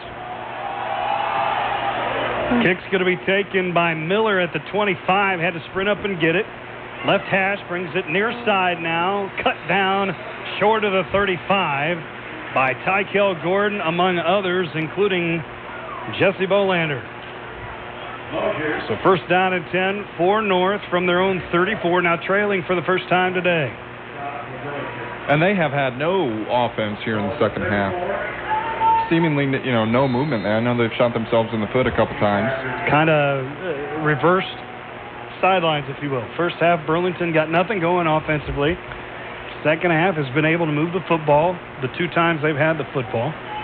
Now North hasn't been able to do much after moving the ball okay in the first half. Devin Sperry behind center.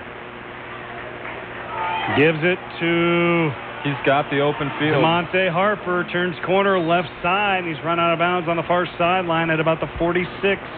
Gain of 12, and it'll be a first down for the Wildcats. Besides, earlier when they got that touchdown, it would have been a tie game if they got the extra point. That's right. True that. He's been working on his math this year. Well, I've heard. You told me. Yeah. He knows that 6 plus that 1 would be a tie game right now. But Burlington got the block, so it's a 1-point trail for Davenport North. First and 10 from the 46. Miller right up the middle. Hit at the line of scrimmage, nothing more. David Gray was there. Taj Gordon was there. And Gray, the last one off the pile, so he was the first one to get to the running back, Mannix Miller. Mr. Gray might need some help standing up tonight at the ceremony. He might be a little sore. They should bring him out for 3 or 4 plays. Well, it's tough to find a time to take out your MLB, your middle linebacker. Second down along 9. High snap. Ball on the ground. Mannix Miller can only fall back on it. Back at the 36. That's going to be a loss of 10. Oh. Bad snap. You see a lot of high school teams go to a shotgun type snap, and sometimes it hurts them because these kids don't know how to go under center to get the ball, and on top of that, if you fumble the ball when you're in shotgun, it's an automatic loss of 5 to 6 yards. Well, and you talk so much about, okay, you're going to run a spread offense. Do you have a quarterback to sling it? Well, you forget about the guy who's got to get it to the quarterback. You're absolutely right. 3rd and 20 from the 36. Sperry going to throw it deep down the middle. Has a man wide open. Drop the football. Oh, he did? Dylan Swinney, or if that's not a 20, it's a 28, DeMonte Harper. There's nobody. They're saying Harper. That would have been a touchdown. That would have been a touchdown. Drake Hohenthaler safely was 5 yards behind Harper. Harper, if all he does is look it into his hands, has 6. He has a touchdown. So Caleb Schultz in to kick it away from his own 21. Spencer Sherwood back at his own 25. Good punt, end over end. Sherwood from the 26. Get upfield. 30, 35. Able to split a couple of the tacklers up to the 41, maybe the 42. A return of 16 yards. Now, this is a big possession, not only for this game, but for the rest of the year. You just scored. Build upon the drive you just made. Secure the ball. Mix in a pass play. I'm not saying to pass it all the time, but keep them off guard. This is a big offensive possession here. I think the Greyhounds can score again this possession. I think we're going to have to win the game. I love your optimism. I really do. Wish I had optimism at all times like an 8-year-old. What's optimism? I'll explain it later. 1st and 10 from the 42. 9:22 remaining fourth quarter. Tykel Gordon sweeping left, cuts it upfield up to the 44, maybe the 45 as he cut it upfield, maybe a little prematurely. Had blockers in front of him. Decided to cut it upfield. He was able to get 2, maybe 3. 2nd down and a long 7 upcoming. You know, when you have so many running backs like we do in the style of offense that we play, I know as a lineman, I was not a lineman, but it's tough to block for multiple guys. They have different ways that they want to run the ball. Cut the ball up the field, run to the outside, follow the blocker. Snap to Tykel, low snap. Oh, the ball. Tykel picked it up, fumbled, ball still on the ground. Who's got it? We can't tell. Massive humanity in front of us. The Greyhounds say they have it. We'll find out. I think it's... It is. It looks like Spencer Sherwood was Johnny on the spot, able to fall on the football at the 44, so a loss of about a half yard. So it was a botch snap. He picked it up, then he fumbled. No, then he got tackled, fumbled. So it'll be 3rd down and 8 yards to go. Adam Wegman comes split to the near side. That's the wide side of the field. Jackson Gravel to the right. They have more guys in the box right now. 8 in the box with 2 corners and a safety. Crabtree in motion right to left. Timberlake rolls left. Wants to throw, now tucks it. He's going to be run out of bounds short of the 45. So no gain on the play, maybe 1, and the Grounds have to kick it away. Ball at the 45. Pick up to the yard. It'll be 4th and 7 as they give him the 45-yard line, and Timberlake will have to kick it away. Waiting back at the 20-yard line are DeAndre Lopez, and I think that's a 10. That'd be Dante Hildebrand. Yep.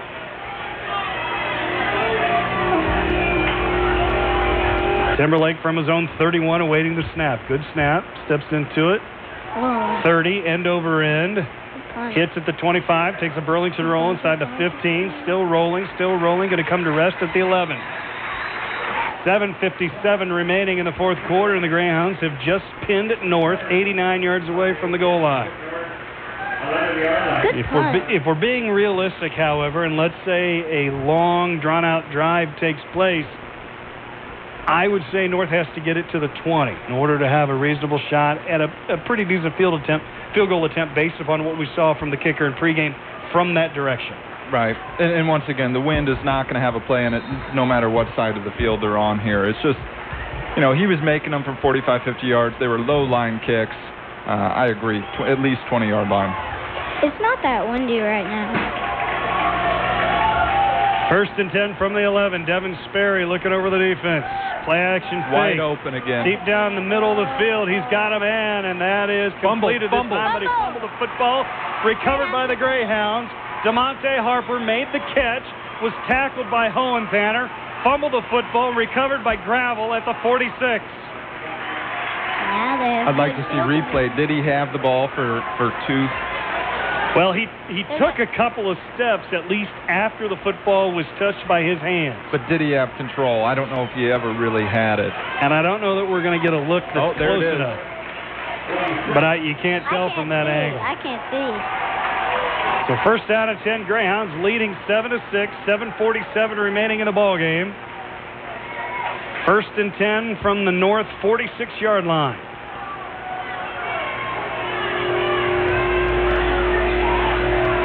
Crabtree sweeping it left side, following his blockers, cuts it upfield inside the 45, down to the 41 for a gain of 5. See, and there's the patience we were looking for. You know, and right here, I know we're only up by 1 point, but you stay in bounds the way the second half's been going. Don't shorten the game for the other team. You have a 1-point lead.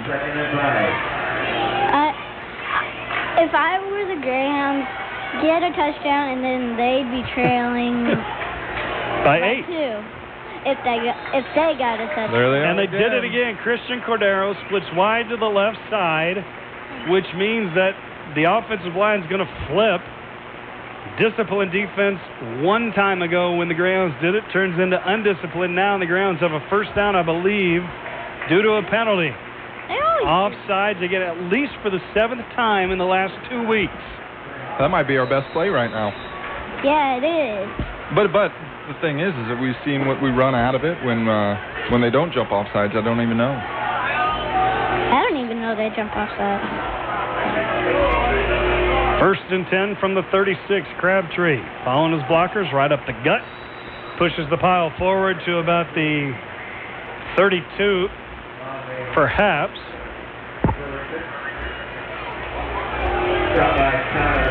They give him the 33, so it's just a gain of 3. It'll be 2nd down and 7. 6.5 minutes remaining in this one. 7-6 Greyhounds. Jackson Gravel split wide to the right side. Timberlake, counterplay. Messina coming near side. Tyler Messina still on his feet inside the 30. Almost had it stripped, but he's going to get yardage near a first down. I had to get to the 26. It'll depend on the spot. He's short of it. Short by 2 yards. Boy, both defenders had their hand around the ball there. Ball resting just inside the 27. He's got to get just inside the 26, so it'll be 3rd down and 1. They can pick it up. Timberlake flanked by Crabtree once again. Sherwood to the right side. Wing back to that side is Messina. 2 tight ends in the formation as well. Crabtree gets the wide snap, catches it, bowls his way inside the 25 for a first down. So the Greyhounds, if they play their cards right, can run off at least another 2 minutes off the clock that right now sits at 5:38. You know, this is the one time right here, 1st and 10, and we haven't had success throwing the ball. We've actually thrown, 2 or 3 interceptions today, but this would catch them off guard if we come and throw the ball right here. They're thinking they're going to run the clock down.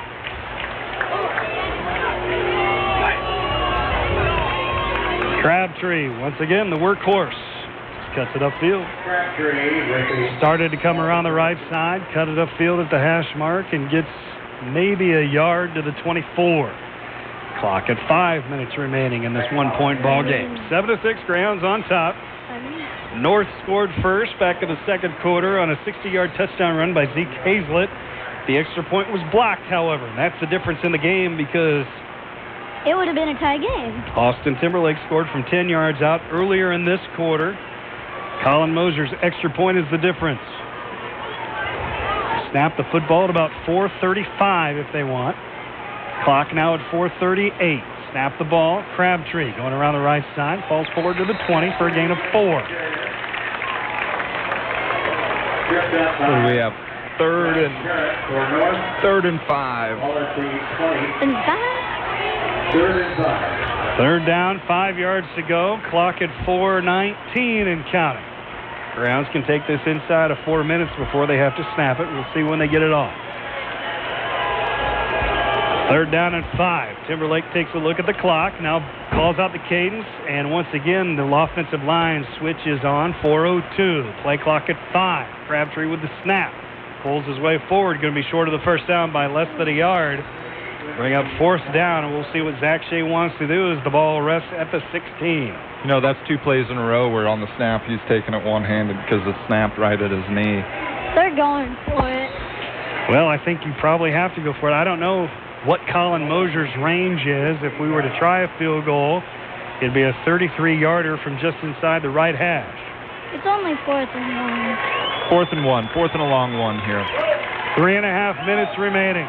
Wow. Biggest play of the game right here to continue this drive. Timberlake rolls left. He's going to throw it.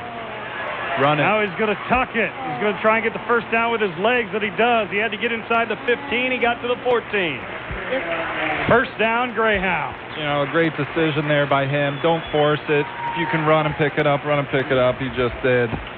That was a new set of downs. That was a big play for the Greyhounds. Yes, it was, Ian.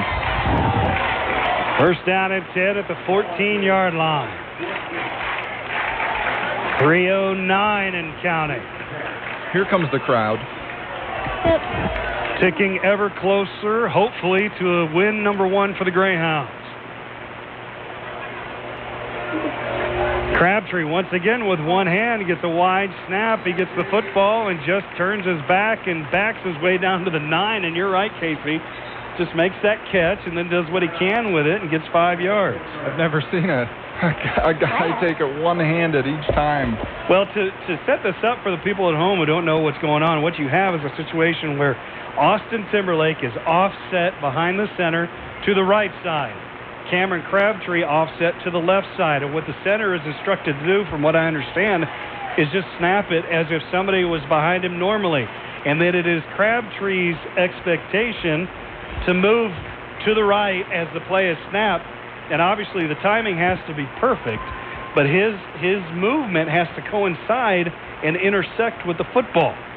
So if that timing is off at all, as you've seen a couple of times, or the snap is low or high, you see outstanding individual plays having to be made like Crabtree's made the last couple of times. Right, and we see it in, NCAA, NFL. Sometimes the hardest thing to do is the snap. You get close in the game here, you got a couple minutes on the clock, you're just trying to run the clock out, put the ball in the end zone, and sometimes you forget about that exchange from center to quarterback. If the Greyhounds get it in the end zone, I would think it's over. Because then if they got a touchdown, they'd be trailing by 2. Right.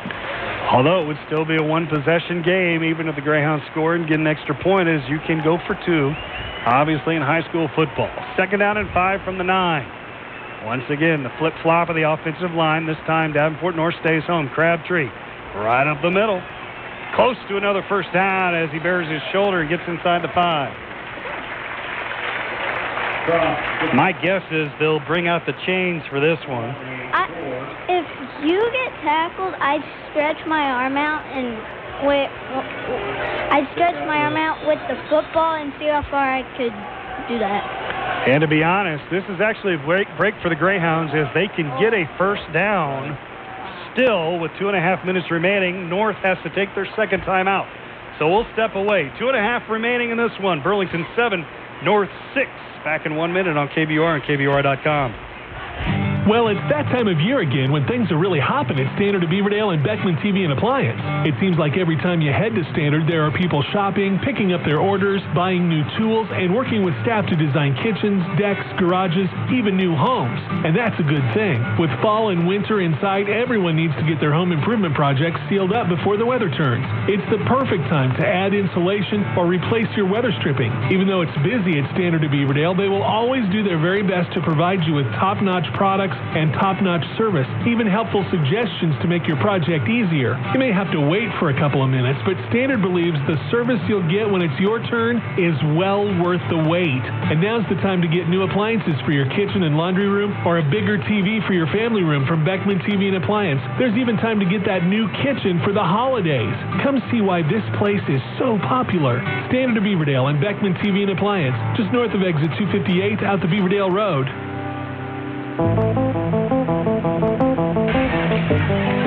Back here at Bracewell Stadium, 2.5 minutes remaining, 3rd and less than 1 for the Greyhounds. Timberlake under center for the first time today, and he's just going to follow his blockers forward. Did he get in? Falling toward the end zone, no signal yet. That's a touch. Did he get in the end zone? I think they're marking it at 1. And the clock never ran. The clock never started. Now it does at 2:27. They're going to say Timberlake is short. Well, that's all right. Because now the Greyhounds have 4 plays to do one of 2 things. Go ahead and score or run some time off the clock. Now the clock stops at 2:25. But did they call a timeout? I don't think so. I think they stop it because it's a first down. Quote-unquote, move the chains. How's it a first down? Now the clock is rolling. Do you take in the ear or do you go ahead and punch it in? And now Burlington's going to take a timeout. First timeout. Why did we take a timeout? I don't know. I don't know what. There was confusion. Now, picture this, if you will. The coaches on the sidelines are making like bear claws with their hands, okay?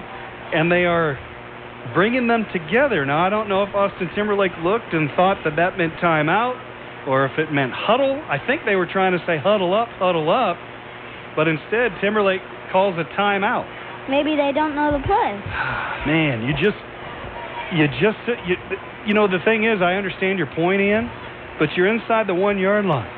Essentially, all you got to do is get a snap into your quarterback's hands. I dive in. And he either takes a knee or follows his offensive line into the end zone. It's pretty basic. I would just take it to the end zone. So. Well, we could have run the clock down there underneath. You could have run another 25 clock or seconds off the clock. And in realistic terms, no matter where the football is right now, North has one timeout remaining. You could take a knee or two and run another 50 seconds off the clock, put it down around 1 minute before you even have to think about what do I do on third or fourth down. As it is, 2:18 remaining. Clock is stopped. Greyhounds inside the 1. Timberlake under center. He's going to just walk into the end zone. Touchdown, Greyhounds. 1 yard touchdown run by Timberlake. And it's 13-6. But I guess I'm measured in my enthusiasm because I don't know why you couldn't have just done that without stopping the clock. You know what I'm saying? I think they were trying. I just think there was a little bit of confusion. I don't know if somebody was out of place, and in the, we don't know what's going on there. It might have been a great timeout if can you imagine if we would have taken a penalty and it would have stopped the clock anyway, so in for the all-important extra point, Colin Mosier to make it 14-6. Crabtree with the snap. Gravel with the hold. Mosier with the kick. It's up and good. 2:16 remaining in this one. 14-6 Greyhounds on top. Back in a minute. Barnes River Glass does kitchens? Yes, they do. Whether you want to upgrade your countertops or do your entire kitchen, commercial or residential, Barn Grover's cabinet expert is Bonnie Samuels. Just give her a call. She'll sit down with you at your home or business, build a computerized design, give you a free quote, and work with you till the job is done. Remodeling your bathroom? Barn Grover's does that too. Barn Grover Glass serves Burlington, Iowa City, and the surrounding areas. Back to school is here again. Don't let the cost of supplies, new clothes, registration fees, and other miscellaneous items bring stress to this exciting time. This is Josiah Lyman, loan officer with Case-Pine Community Credit Union. Case-Pine has you covered with our short-term, low-rate, back-to-school loans. Take the stress out of getting your loved ones ready for back to school and avoid the pitfalls of a payday loan. Call or stop in today and talk with one of our loan officers. Case-Pine Community Credit Union. Discover the advantage of membership. It's where you belong.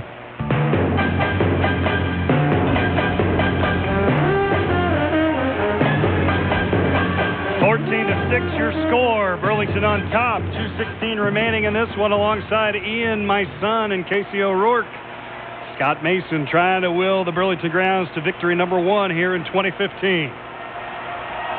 136 seconds away. Colin Mosier with the approach. Squib kick. Nice kick. Going to hit at the 27. Takes a sideways hop. Going to be taken at the 25, 30, and brought down is DeMonte Harper. They had plenty of time to get there. So, 70 yards and 2 minutes and 12 seconds stand between Davenport North falling to 0-4 or finding a way to get it to within 2. Actually spotted at the 31. So it'll be first down and 10 from the Wildcat 31-yard line. Kind of loosen this playbook up just a little bit. Devin Sperry behind center, barking out signals. Gives it to his tailback running around the left side. 5-yard gain for Zeke Hazlett, who has the 60-yard touchdown run for Davenport North. Runs out of bounds, stops the clock. No, he was inbound. Oh, he was inbound, so it continues to run at 1:56. North with just one timeout remaining. And they huddle up. So you're looking at another 10 to 15 seconds before this ball gets snapped. We're at 1:45. Play clock at 17. 1:40.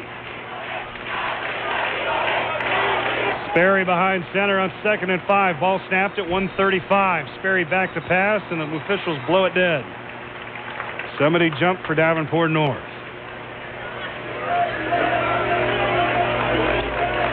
So the clock will stop with 1:33 remaining. They'll mark off 5 yards for the officials. Back to the 31, illegal procedure on Davenport North. But I think this clock will start running again on the spot of the football. They're going to have to go to a no huddle here in order to move up the field. Nope. 1:33 Don't forget, remaining. they've had that pass up the seam open a couple of times. They just can't convert. Here it is again. Sperry back to pass. There's wide. Deep down the right side, he's got a man in Greyhound territory. Run out of bounds at the 41 is DeAndre Lopez. Lopez with a pickup down to the 41 of 28 yards. Wow. Solid throw, solid catch, got out of bounds. It's never easy, is it? One time, just one time. I bet if the Wildcats get a touchdown, they're going for 2. Oh, you have to. Yeah, You have to tie tie the things game. up. That's right. To tie the game. First down and 10 from the Greyhound 41, 1:20 remaining. As Lopez got out of bounds to stop the clock. But we don't want that. Sperry sends Miller in motion. Now Sperry Got him looking going. left. He's got a man just over the outstretched hands of Josh Borwert and down. caught at the 30 That's a first down. is number 30. Make that 20, Dylan Swinney. First down. Boy, if that ball was 4 inches lower. He almost intercepted it. Now hold up. This can't, yeah, you've got to stop. Neither of the chains moved. They've got to move the chains before they can start a play. Then why aren't they doing it? Well, because on the far side, the chains have to be motioned by the official before they can move. So the head linesman on the far side, Greg Mansky, evidently did not give that motion, so the chains stayed put. And now they move them, and now they can restart the clock at 1:08. First and 10 at the 30. They got to know where the first down marker is. 1:08 left here. The clock should have started, but it didn't. Sperry back to pass. Pressure by Crabtree. He's open in He the end loses a zone. couple of tacklers, keeps it himself, scrambles inside the 30 to the 29. Brought down on the play by Tremel Tellis. 50 seconds remaining. You know, and we're lucky we had pressure in his face there because whoever that is running right down the seam is wide open again. 50 seconds. 50 seconds. 2nd and 9 from the 29. Oh. Once again, rolls he's right to passing Sperry. it. Now he touches the ball on the ground. Fumble. Greyhounds have it. Yes, no, yes, they do. Yes, the Greyhounds have it. Sperry tried to do something out of nothing. Lost the football. He was carrying it like a loaf of bread, and the Greyhounds have it on the 20. My gut says it's David Gray, but that's just cut. No, it's Jackson Gravel and David Gray. Let's give it to both of them. Woo. Gray and Gravel, the last two to get up from the pile, and the Greyhounds will survive. Just take a knee. That's Gravel's second fumble recovery today, isn't it? I believe so. Didn't he get the one that we forced on the field? Yep. Yeah, it is. I remember. So first down for the Greyhounds. It would appear they will survive unless there's a Joe Pisarcik, Larry Zonka, or Jamal Charles moment. Hopefully not. Timberlake gets the snap from under center, takes a knee. Victory formation for the Greyhounds as the clock now at a half minute. Guy Dirks is not going to take his final timeout and just let time slip away. So the Burlington Greyhounds, so close 2 weeks ago, so close last week, finally get it done. It wasn't pretty, but the Greyhounds will finish non-district play 1-3, and now they have to wait for a flag as the umpire threw a flag. Somebody for North took a dead sprint right up the middle with the crosshairs on the center and the guard. My guess is there's some unnecessary roughness or unsportsmanlike contact coming. Well, I just think he kept playing after the whistle was blown. A little bit of frustration here at the end of the game. Unsportsmanlike contact, or conduct rather, on Davenport North. That'll take it up to the 33, but it doesn't matter where the ball goes. Because all we're concerned about as Burlington fans is the final 7 seconds ticking off this clock. The Greyhounds get their first win. Maybe. To the 33. But I believe so. First down. Austin Timberlake simply has to execute this one more time. He does. He sets his knee down on the 31, and time will expire. Burlington wins its homecoming matchup against Davenport North 14-6. Let's take a 2-minute timeout, and we'll start the post-game show on this victorious Greyhound Saturday on KBOR and KBOR.com.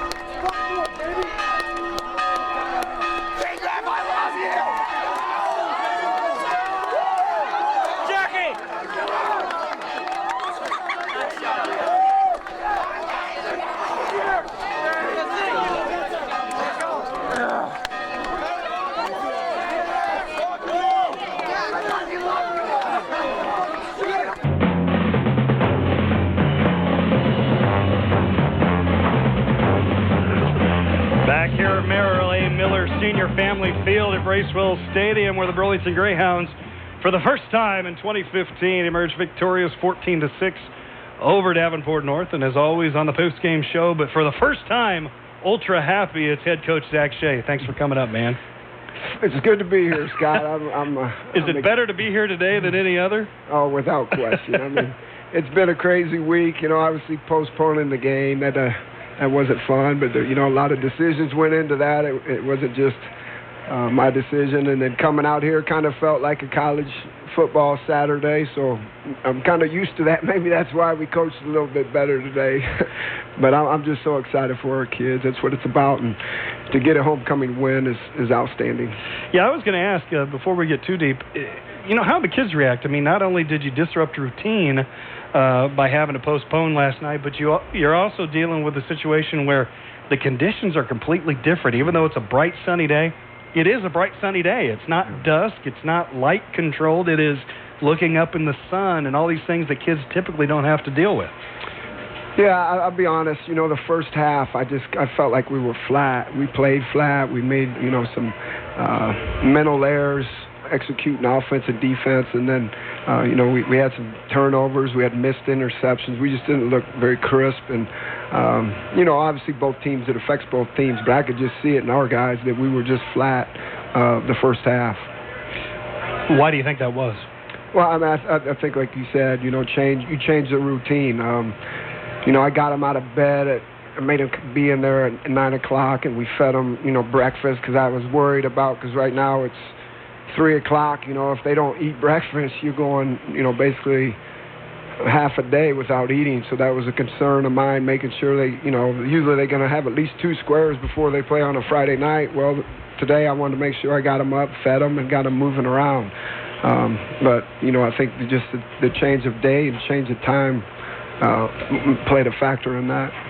Casey and I talked about it at halftime, that his brilliant observation, I gave him flack about it. He said, the team that tackles better at the end of the game will win this game. Well, duh. Thanks for that analysis. But to me, you just executed better in the second half. And the thing he noticed was that in the second half especially, you really didn't let them get to the edge on anything they wanted to do running the football. And very similar to Austin Timberlake with you guys, I think Sperry's more of a runner than he is a thrower. Yeah. And so you knew they weren't going to go downfield on him, although they did have a couple of openings down the seam a couple of times that they missed once, hit another. But any adjustments at halftime that really kind of turned the tide, do you believe? Well, we adjusted how we played our corners. We were what I would call boxing the football, where they're setting the edge. And they were just playing too soft, so they were getting kicked out, and they were just running the ball underneath them, and then it was getting to the perimeter anyways. So we took our corners and we spilled the football, and what that means, we played them hard, and they dove, and they would pick off the polars. So they would spill the polars and try and make the ball bounce to the outside, and then our safety would come up and make the tackle. So we changed how hard we were playing our corners. So we played them really aggressive in the second half. Now, offensively, Austin did have a little trouble throwing the football today. 3 interceptions. execution mistakes? Didn't see guys maybe rolling up on coverage, or what do you think led to those? But got to give credit to the defense in being able to be stout, not allow North to take advantage of any of those advantageous fields of position. Yeah, I mean, obviously we installed a new package this week, and we tried to run a little bit of that. And we did, when we had our sprint out stuff, we were successful at times. That's what he scored his touchdown on. I mean, we had a couple passes that were wide open that were dropped. When he had to, we tried a couple straight drop back, 3-step and 5-step drops, and that's, he got hit throwing one on the interception, and the other one was open. He didn't get enough air underneath the ball. I think Austin has the ability to throw the football, so we tried to open it up a little bit this week, and we're only going to get better in that, what we call our speed package. I believe you got to be able to keep teams off balance, and that was what that package was about. Oh, for the second week in a row as well, Cameron Crabtree, just your workhorse out of the backfield. Tykel had some nice runs, but if you're really leaning on somebody right now, I think it's Cameron Crabtree to move the football on the ground. Yeah, I mean, he's got enough speed to get a big play out of it, and then he runs so hard. My concern on offense is obviously the turnovers. We cannot continue to turn the ball over like we did. I mean, our defense was stressed the whole entire game. I asked our coaches, I was like, we need to do more ball security drills, obviously, because it's an issue right now for us. Even on special teams, we had a fumble. So, that's something that we got to focus on in practice. Well, now you can look forward to a week to Cedar Rapids Prairie. This district is chock full of teams that like to throw the football, whether you're talking Iowa City High, Cedar Rapids Prairie, Cedar Rapids Washington, Muscatine, or Ottumwa. All 5 teams like to throw the football, at least based upon what they did last year. You really haven't faced a team yet that throws as much as you're going to see next week. What can we expect out of this team next week? More of the same offensively, I would think, trying to control the football and control tempo? Yeah, I mean, I think that's our identity. That's what we've shown through 4 games is try and play stout defense, keep the score down, and control the ball and get it into the 4th quarter. Like, this is game 4 that we did that, and we had a chance. It could have really went either way. But our kids battled through and made it happen today. But that's what it's going to be, and that's what we're going to try and do the rest of the season. I think we've established who we are, and, that's what we got to do. How nice is it to have the monkey off your back? Oh, I was nervous. I was nervous. I mean, it feels awesome. Wins in football they're always hard because it's about execution and control. Being able to not turn the ball over and eliminate explosion plays, and it's hard to win football games. And we'll take each and every one we can get.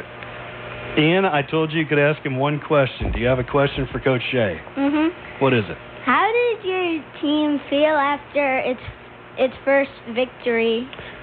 Well, they were ecstatic, buddy. They ran over there and rang that victory bell, and I got to hear that cannon go off twice, so we're fired up. Now I get to go home and watch the Hawkeyes. I'm going to that game. I envy you. I wish I was going with you. We're going to watch the Hawkeyes beat up on Pitt. That's right. That'll close off a great day. The young man tomorrow gets to set foot on this same field at 1 o'clock when he plays his first game against a bunch of 3rd and 4th graders from Minneapolis. So we're looking forward to that too. But, man, I'm so happy for you. I know that first victory is always the toughest. And I remember sitting up here with Coach Flaherty after his first season, which unfortunately was winless for him. But that first win, that second season, it's just such a huge thing to get off your chest.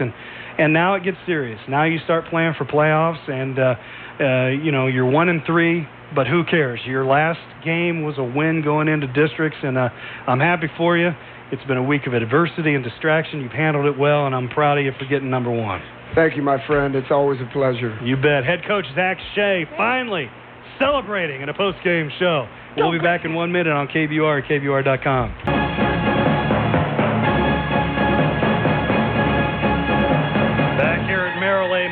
Senior Family Field for the final time today, Bracewell Stadium in downtown Burlington. A beautiful Saturday afternoon became even more beautifuler. Is that a word?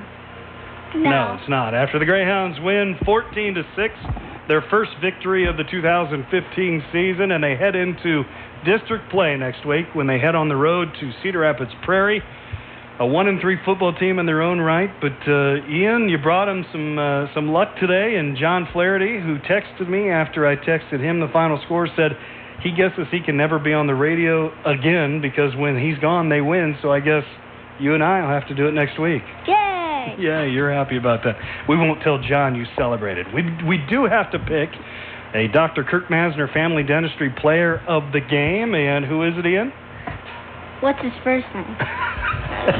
Jackson Gravel. Oh. We're going to give it to Johnny on the spot today. Jackson Gravel with a pair of fumble recoveries, including the one in the final minute of the ball game, which ensured Burlington would emerge victorious for the first time this season. Well, my congratulations to Zach Shea. That first victory is always the toughest. Any final thoughts, Ian? I think the Greyhounds in the second half did a lot of things that they should have done in the first half, but when they were ready in the second half. They were. Defensively, made some adjustments, not allowing North to get around the edge. Offensively, just executed better, and they score 14 points in the final quarter to emerge with the win, 14-6. Got some thank yous to hand out. Thank you to Jerry back in the studio for finding that NFL Films music that we've wanted to have all season long. I also want to thank everybody who's been listening today. We hope you had as much fun listening today as we did at bringing it to you. Also want to thank all of the sponsors of Burlington High School football. Dr. Kirk Masner, Barn Grover Glass, Sherwood Company, American Family Insurance, including Carlos Capdevila, Standard of Beaverdale, Beckman TV and Appliance, and K-Spine Community Credit Union. Also want to thank make it two. Well, I'll thank three. I'll thank you for coming along today. I also want to thank the two most important women in my life besides my own mother, your mother, my wife, Kelly, your sister, my daughter, Aubrey. If they didn't allow me to do this each and every Friday night, well, I wouldn't. And I wouldn't be able to have as much fun as I do. I also want to thank Casey O'Rourke, who stepped in for John Flaherty today. Casey, 1-0 as a color commentator for Burlington High School football. He had to get, but we appreciate him filling in on short notice to be my color analyst today. Well, thanks for tuning in. Like I said, 17 hours later than we hoped it would be or we thought it would be, but it's a homecoming victory for the Burlington High School Greyhounds. Congratulations, David Gray, this year's homecoming king. And for a final time, good luck to Lauren Galvin, Ashley Crandall, Kayla Elmore, Sophia Brewer, Tara Abbott, and Riley Messenger, this year's 2015 homecoming court. The queen will be crowned tonight at the dance around 9 o'clock. Aubrey will be there as your homecoming princess. I know, but I can't be there. We can't be there because we're going to be in Iowa City, so we're going to bid you adieu. We got to get on the road. Pre-game show for Iowa football starts at 5 o'clock, kickoff at 7. Iowa and Pitt coming up, but the good preview and the lead into that. Burlington 14, Davenport North 6. Thanks so much for tuning in. Until next week from Cedar Rapids Prairie, we bid you adieu and so long for just a while. Go Greyhounds.